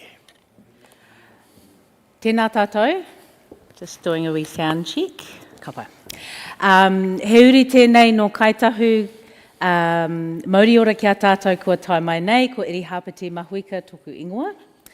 My name is Iri and I hail from a very small town on the west coast of the South Island of Aotearoa, New Zealand. Thank you for having us here. Tēnei te mihi kia tātou I te waka whakapiri mai, ko hēnare heke tōku inga. Kei ngā maunga whakahi, ngā aua whakairo whenua, ki ngō maunga, tēnā koutou. My maunga greets your maunga, or my mountain greets your mountain, my river greets your river, and my ocean is your ocean. Kia ora. Can I just start by saying that this was not the original section that we were allocated into, and so when you're looking at the heading of the session that you're in and the alignment to our presentation today, there may be a bit of disconnect. I believe we got an upgrade, a promotion, if you will, to sit amongst you lovely people for this afternoon. As you can read, our conversation is based around collaboration and partnership to enable Indigenous leadership and governance. And so although not directly connected to the interaction between primary and community and hospital care, I'm sure that there is something that you can walk away with. And so we've introduced ourselves. We both work at a primary healthcare organisation, or a PHO, in the Hawke's Bay, called Health Hawke's Bay. And so, just to give some context for those who may not know the whakapapa of Aotearoa, New Zealand, is our, about 180 years ago, our Indigenous people, our tupuna, or our ancestors, signed Te Tiriti o Waitangi, or a treaty, which gave the foundational connection and partnership with the Crown. It is that treaty that guides us, or should guide us, in what we do in modern day healthcare. Unfortunately, about 5 years ago, the Waitangi Tribunal, or the Te Tiriti o Waitangi Tribunal, which has a look at how we're doing as a country and assesses that, said that our health system, the New Zealand health system, was not living up to what we signed up to, and was not living up to what needed to happen for our Indigenous people. Huge inequities, you've heard a lot of it today, and we're not going to go into those details, but absolutely our Indigenous people in Aotearoa, New Zealand, today in 2025, suffer huge inequities around their healthcare. And so something needed to change. What happened is Aotearoa, New Zealand went through a health reform, and through that was established what we call Te Aka Whaiora, or the Māori Health Authority, which was the opportunity for us to really change that up. The little quote there in the middle, which is a bit blurry, it says that the Māori Health Authority was established following the recommendations from the Waitangi Tribunal, and an independent review which highlighted the health system's inability to properly recognise and provide for tino rangatiratanga and mana motuhaki of Māori health, which translates to mean autonomy over our own health. Unfortunately, there have been some changes in governments, and as changes in governments do, that has meant some change and disestablishment of Te Aka Whaiora. But what we know is you can't change the hearts and minds of those who are leading in the system. One of the significant things that remains from the health reform are what are termed iwi Māori Partnership Boards, or IMPBs. Henry's going to talk a little bit about our IMPB in the area that we're based in. So just in reference to a couple of words you may see out there, Indigenous. In our country, there are 3 languages that are national languages. The Indigenous language being Māori, that's who we are, English being the second one, and sign language being our third language. So you'll see some words in here that won't look very familiar to you, like iwi. That represents our tribal affiliations. So as you can see, some of you may not actually know where Aotearoa is. We're the ones that do the haka. Just so you know. Now, the green area on here on the North Island is the area of Tihei Takitumu. Takitumu was our ancestral waka, and Tihei is the breath of life, not the kiss of death. So on that coast there, we are the 3rd largest boundary. Now, when they selected the directors for this Iwi Māori Partnership Board, which will be accountable for overseeing the investments and ensuring that the Ministry of Health and those responsible for delivering health services were doing the appropriate investments. And so we have 15 iwi authorities around the country who are provide a governance role. And we're just the mere Hawke's Bay, also Te Mataua Māui in our language, and we are the 3rd largest geographical tribal boundary, which goes all the way from the green right down to the bottom of the North Island. However, our area represents 180,000 people, and that's our Iwi Māori Partnership Boards. With us so far, so we've travelled almost 200 years of history in about 5 minutes, but it's really important context because it is significantly important to us as Aotearoa to place us. Probably just one other thing that I didn't Yes. mention is that we're the only ones in the country that actually have co-governance with a female and a male. So we got that right. And the board was selected by 15 stakeholders, and they looked for a capabilities-based directorship. So it wasn't a representation. However, some of our tribal affiliations believe that they should have all of their cohorts represented on there, and some of them have 17 directors. However, we only have 6. And so, the importance of describing the iwi Māori Partnership Boards is that for us at Health Hawke's Bay, which if you remember, we're the primary healthcare organisation of the Hawke's Bay region, which means that we look after and support 23 general practices in primary care, who, as Henry mentioned, look after over 170,000 enrolled population. For that percentage, what is our percentage of our Indigenous people again? So in our area, we have about 44,000 Indigenous, those who identify in the census as Indigenous Māori. So that's sort of the context, and the role of our PHO is to ensure that our providers are well equipped to be able to serve their needs at a primary care level. So quite significantly, just recently, we have signed a collaboration agreement with Te Hei Takitimu. This is a little photo of us there. So proud of the fact that we got that over the line. As you can imagine, Indigenous representatives from many, many different iwi or tribes have lots of different opinions. So it is quite difficult at times to get these kinds of agreements over the line, but we've got there. I've just listed on the left there our objectives and our commitments that we've made to one another, not unlike what you would usually see in an MOU. But most significantly, it's important to note that we are going to be working together to ensure that whānau or family voice is elevated and what drives what and why we do what we do. We're going to work together to ensure that our providers are supported, and we're going to collaborate to ensure that whatever projects we work on are driven from whānau or family voice as well as our data. So I'm just going to share a little bit of the how that we're going to do that and talk a little bit about some of our priorities. So together our boards, our Health Hawke's Bay and our Te Hei Takitimu boards collaborate to identify our shared health priorities. So already we've started to identify some of them. In the Hawke's Bay we have significantly disproportionate amounts of Indigenous people who live with long-term conditions such as diabetes and heart conditions. So we know that's one of our shared priorities. We know that because of our data that we hold, but we also know that because our people say. Our people have told us that's what they want to know more about, how to manage their diabetes, how to manage their gout. We're going to agree on those priorities and then move into action quite quickly, because one of the things that we know is that sitting in a board, going around and around in a circle talking about what our priorities are, doesn't always work. We're going to ensure that we enable and embed what we do, we review it, we understand its impact, and then we keep going back around.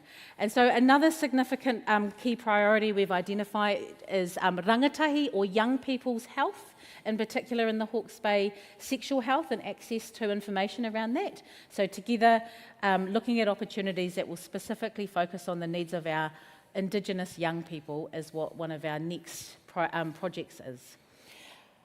Yes, I was going to say, I was just going to jump in there, and because this is not rehearsed, but just going to jump in there is that rangatahi or youth represents 33% of our total population of Māori or Indigenous people. So, you know, they're a significant voice. And the rhetoric that's coming out of the community is nothing about us without us. And those are cliches that are shared, not just with our peoples, but all peoples around the world. And I mean, this is bringing us to the end of our presentation. Really, it was an opportunity for us to talk about just how significant it is to work with the leaders in partnership of your priority populations, rather than vulnerable populations. So where are we going to prioritise? What are our populations? In our case, they're our Indigenous people, and working in partnership from governance, leadership, right through will help ensure that your programs are successful. And so just a couple of key messages as we conclude. It's so important to note, and a mihi to someone who was presenting earlier today talking about the Indigenous diabetes in Canada, the Indigenous-led wisdom must guide us in what we do. So important to acknowledge that. We can't do this alone, so we are silly to think that we can sit in silos and do that, and it's really the theme of what our conference is. And then, as Henry's just said, there's nothing about us without us, and that's the theme that carries us through. And just to acknowledge some of the quoted or the words that have been spoken today and this afternoon as well, and just a reference to, and I just had a look at my colleague here, and she adorns one of our sacred stones, and these are saying that reference to a quote where you were saying, aha koe ti he pounamu, though it's small, it's still treasured. And so this is the most prized treasure in all of our gems in our country. Some call it jade, but only from New Zealand, it will be called pounamu. The reference, though, in regards to our work, and I just want to acknowledge our CEO, is that though I'm the Director of Indigenous Health, or Māori health. I work there full time, and through the acceptance, I'm also a director on the governance board that will oversee the Ministry of Health, all those providers, the PHO, who we are the conduit between the funding and the providers. So through that privilege, he tuku mihi kia koe, for allowing me to be in both those roles. So when I sit at the table, I say, please don't ask me to take my hats off. I will sit at the table with all my hats on. But those accolades that we talk about are in this saying here. E haratapu tō i te tō takitai, engari he tō takitini. Our accolades, or my accolades, are not of my own, but everyone behind me. So we stand on here physically as two people, but what we have behind us are all our ancestors. Nā reira, tēnā koutou, he tuku mihi ki tauranga moana, i te wā kakatitiro e mihi ana ki a koutou. Tēnā koutou, tēnā koutou, tēnā koutou, kia ruhui tātou katoa. Thank you.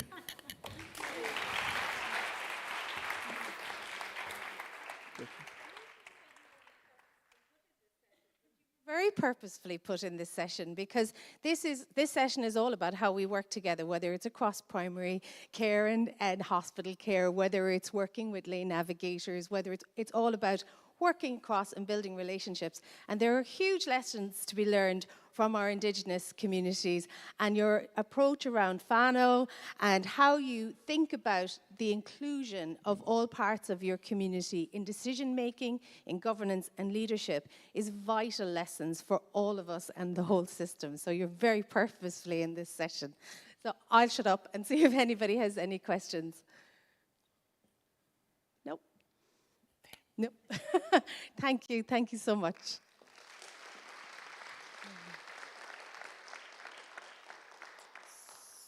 So next up, we have got, and I keep jumping out of my app. You could go while I'm introducing you. Agenda, here we go. So keep taking me back.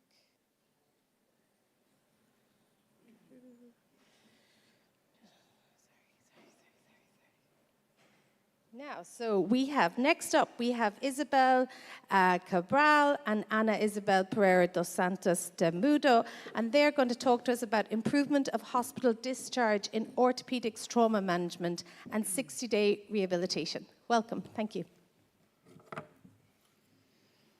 Hello, I wish you are having a great day. I hope my English will be understandable. I promise to do my best. I'm Isabel Cabral, hospital manager, and I'm here with enfermeira Ana Temudo, a rehabilitation nurse, to tell you our incredible story. It took more than 1 year to develop this project. We represent Western Lisbon Local Health Unit, where Hospital São Francisco Xavier, very near from here, and is located.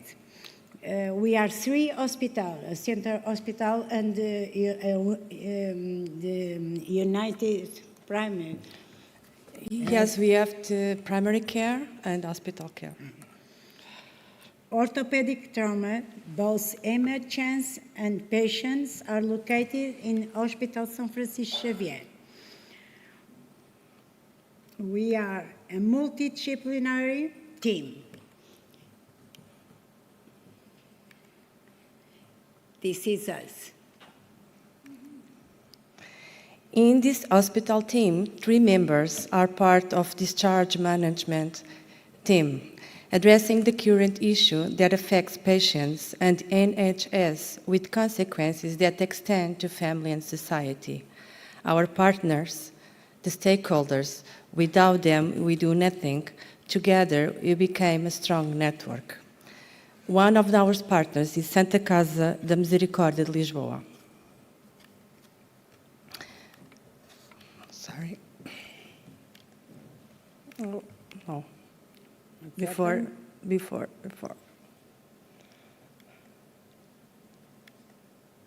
No. Oh my God. What? I'm sorry. What? Okay. We also apply to a foundation for a grant to help offset the costs of the project, particularly those related to tools to support the continued care. What we want, we aim to improve hospital discharge in orthopedic trauma, ensuring care post-clinical with safety and security. The project's primary focus in the orthopedic trauma patients with potential for rehabilitation. The proposed solution is intended to guarantee a continuum of care and physical therapy on the first 30 days, which clinicians believe that are critical for recovery of the patients. We hope to be able to replicate in the other departments. Why we choose this project? In this area, we see an increasing problem, the lack of solutions for the discharge of trauma patients. Delayed intervention by physiotherapists jeopardize the resources invested, the success of full rehabilitation, the operation itself, and the access to new patients with serious social and financial costs. This problem is growing exponentially as is the risk of infections and complications associated with longer hospital stays. Technology advances and new demographic trends have not been matched by responses to the post-discharge care of patients, particularly in the area of trauma, due to the impact of the lives of patients and their families. In reality, the implications are potential undermining the success achieved through surgery. Prolonged hospital stays lead to unacceptable delays in rehabilitation, increase the risk of infections and other complications, difficult access to new patients, raise dissatisfaction among healthcare professionals, and last but not the least, affects hospital indicators.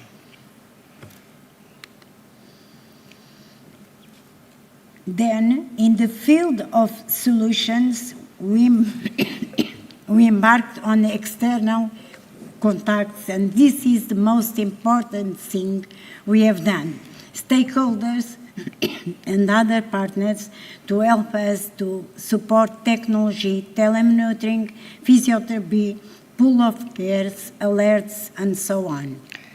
We want to mitigate the damage. We want to analyze the problems and find a solution.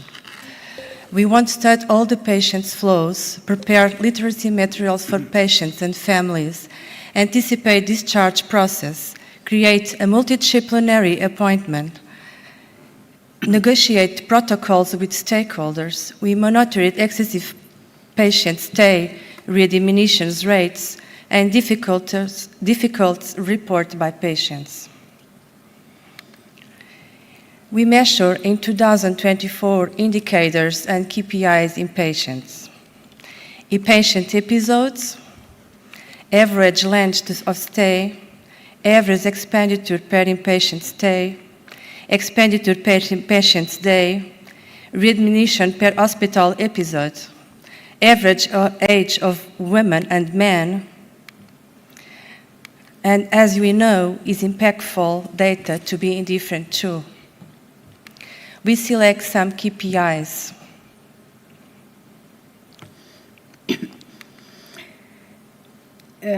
With the stakeholders all together in a strong network, we hope to find a solution to a national problem. Patients staying longer than they should in the hospital. We work together to make sure that care at home is continued, personal-centered, and well-organized. We would like to know the support received from each partners who has contributed to various social supports and alerts, a robust network. We are now developing inclusion and exclusion criteria, referral protocols.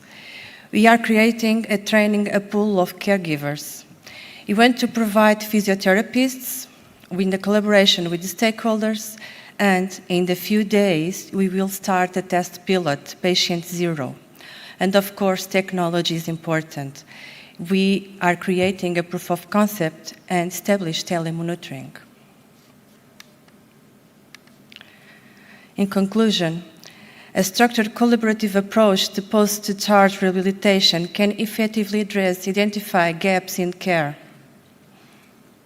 Enhancing outcomes for trauma patients leads to improved overall efficiency within the healthcare system in this field. Implementing an integrated care model for substantial improvements across various departments. This patient-centered approach creates a win-win situation for both patients and healthcare providers.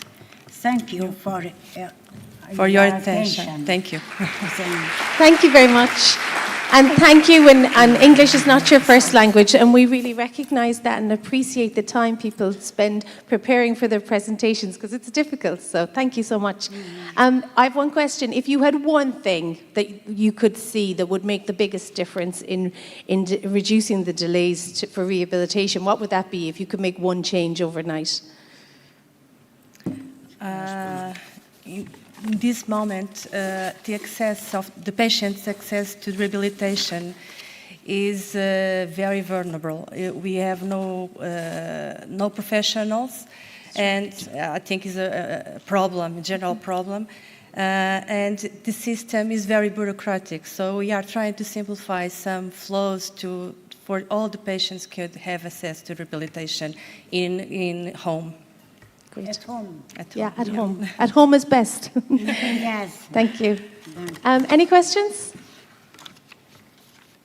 No. Thank you very much. Obrigada.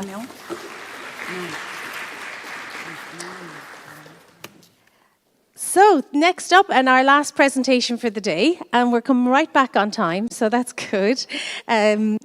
We have Catherine Bell, and Catherine Bell is from Central Jutland. So we really have taken a tour of the whole world this evening, and she's going to talk to us about differentiated hospital care for patients with multi-morbidity. Welcome, Catherine.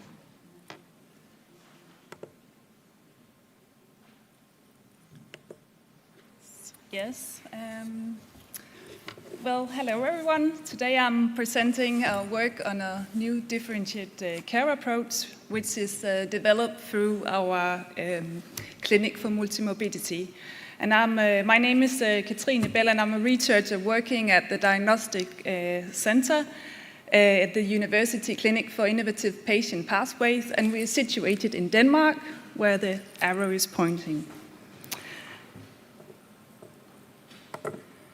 First, I would like to say, where should we focus on multimorbidity? Well, multimorbidity, first of all, is not well conceptualized.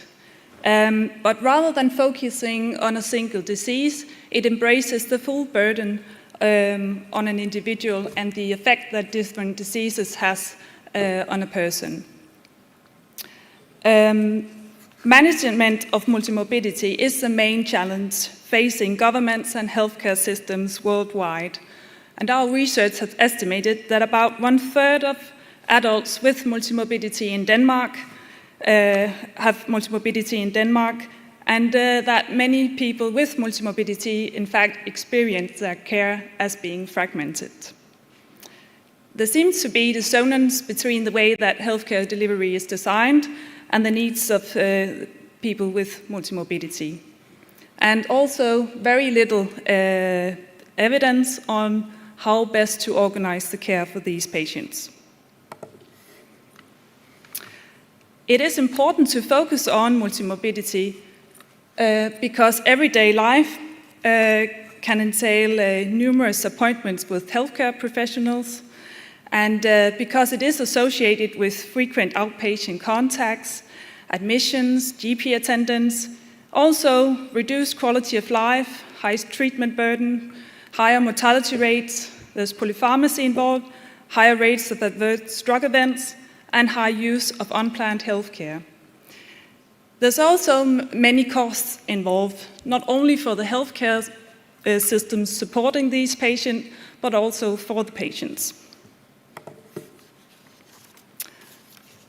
Our clinic was initially founded in 2012 with a very low uptake of patients, so we redesigned it to follow a differentiated care approach, offering different levels of intervention based upon the individual patient needs.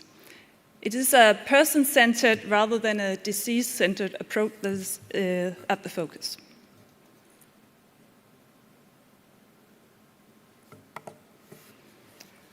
The aim of the clinic is to integrate care from various healthcare professionals and medical specialties, and promoting shared and coordinated care for adults with complex multimorbidity. And our research aim is to follow up with evaluating on implementation outcomes and also on evaluating on effectiveness.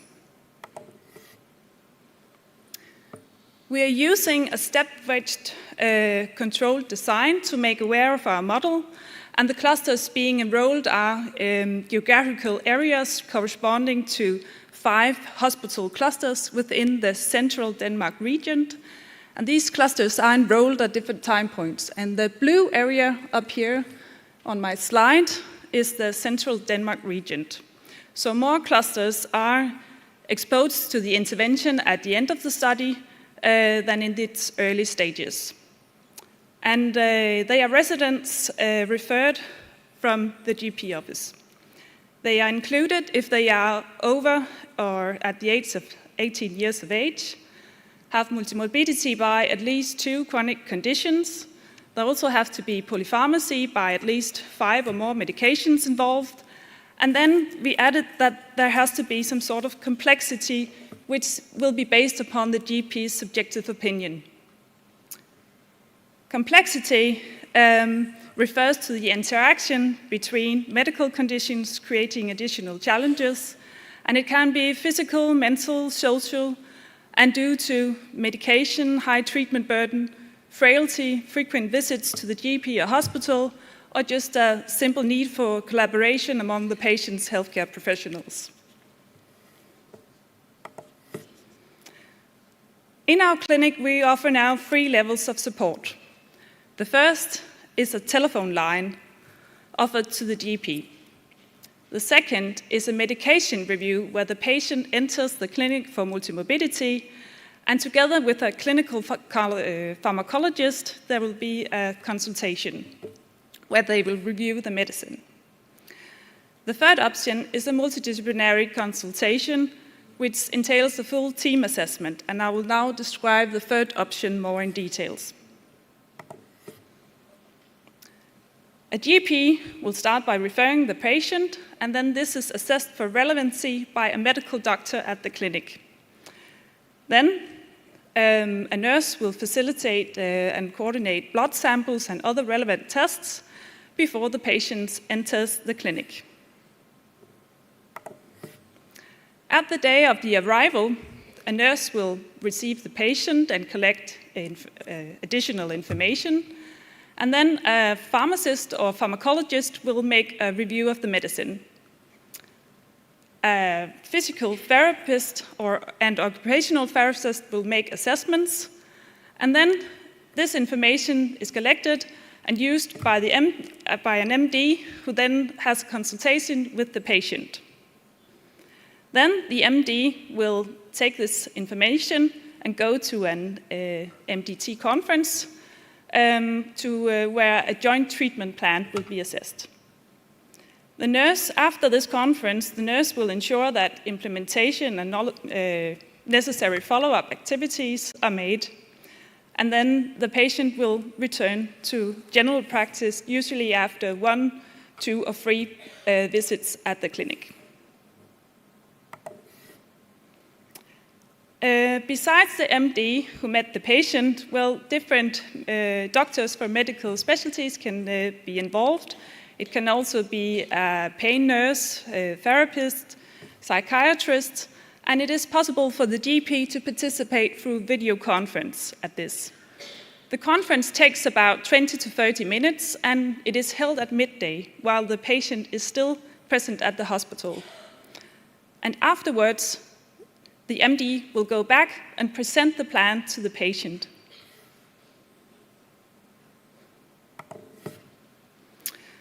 We are collecting both qualitative and quantitative data on this intervention, and the implementation study focuses on how well the model works in practice. So we are making assessments using the framework by Proctor, which entails 8 implementation outcomes. This is acceptability, adoption, appropriateness, fidelity, implementation cost, reach, sustainability, and feasibility. And we're doing this by collecting data from patient interviews, GP interviews. We're monitoring the flow of the intervention, also looking at the referrals and the referring units across the geographical clusters being enrolled. And we're looking at implementation costs. We are also using questionnaires when the patient enters, before the patient enters the clinic, and then follow up with another questionnaire 3 months after. And we are assessing whether the intervention can improve patient perceived quality of life, treatment burden, anxiety and depression, and the chronic care experience. We are also assessing effectiveness by evaluating improvements in inappropriate medicine, symptoms, hospital healthcare utilization, and GP contacts, and continuity of care. So far, we have not had many patients through. We are still enrolling. 28 patients have been through pathway 2 and 3, entering the clinic, and there has been a median of 70 years of age. 8 men and 20 women have been through the clinic. There's only been 6 telephone consultations, which was the first option. And this is mostly due to the fact that we only started advertising for this option last week. There's been 9 medicine reviews where the patient has been in the clinic, 19 multidisciplinary consultations, and we have had a median of 4 specialties involved in the MDT conference. Our model shows promise in improving care for a complex patient group. We believe that it supports the GP in decision-making and that the patient experience their care as being more coordinated, and that it promotes a patient-centered approach. We also are optimistic about that this is a scalable model which is possible to implement elsewhere. Thank you for listening, and I'm happy to hear any questions or your thoughts. Thank you, Katrina. Any questions, or I have one. I'm very interested, not just because you're from Denmark, but what kind of technology support is being utilized by the different professions in coming together around managing the multimorbidities? Not every region or country might have the same technology that you have, so I'm interested to hear what kind of accessibility they have to information.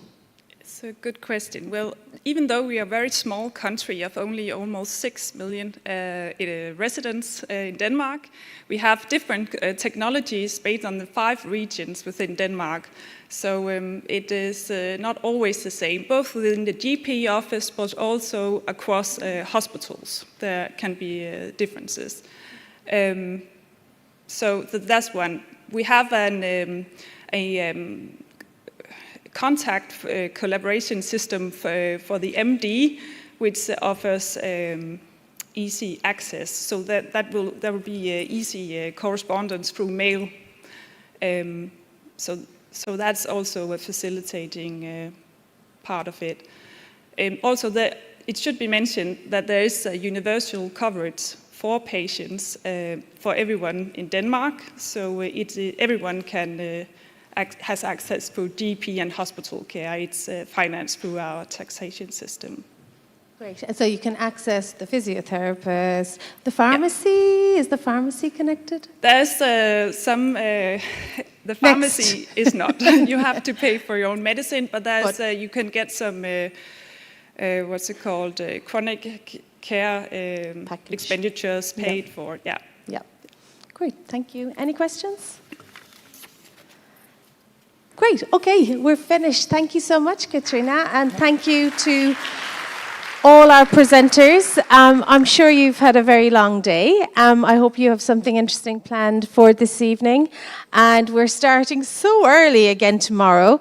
The biggest issue was everybody wanted to be free for lunch, but we still had to fit all the sessions. So we're making everybody start earlier in the day to get it all in. But thank you. Thank you for all your contributions. Great evening, and we'll see you tomorrow.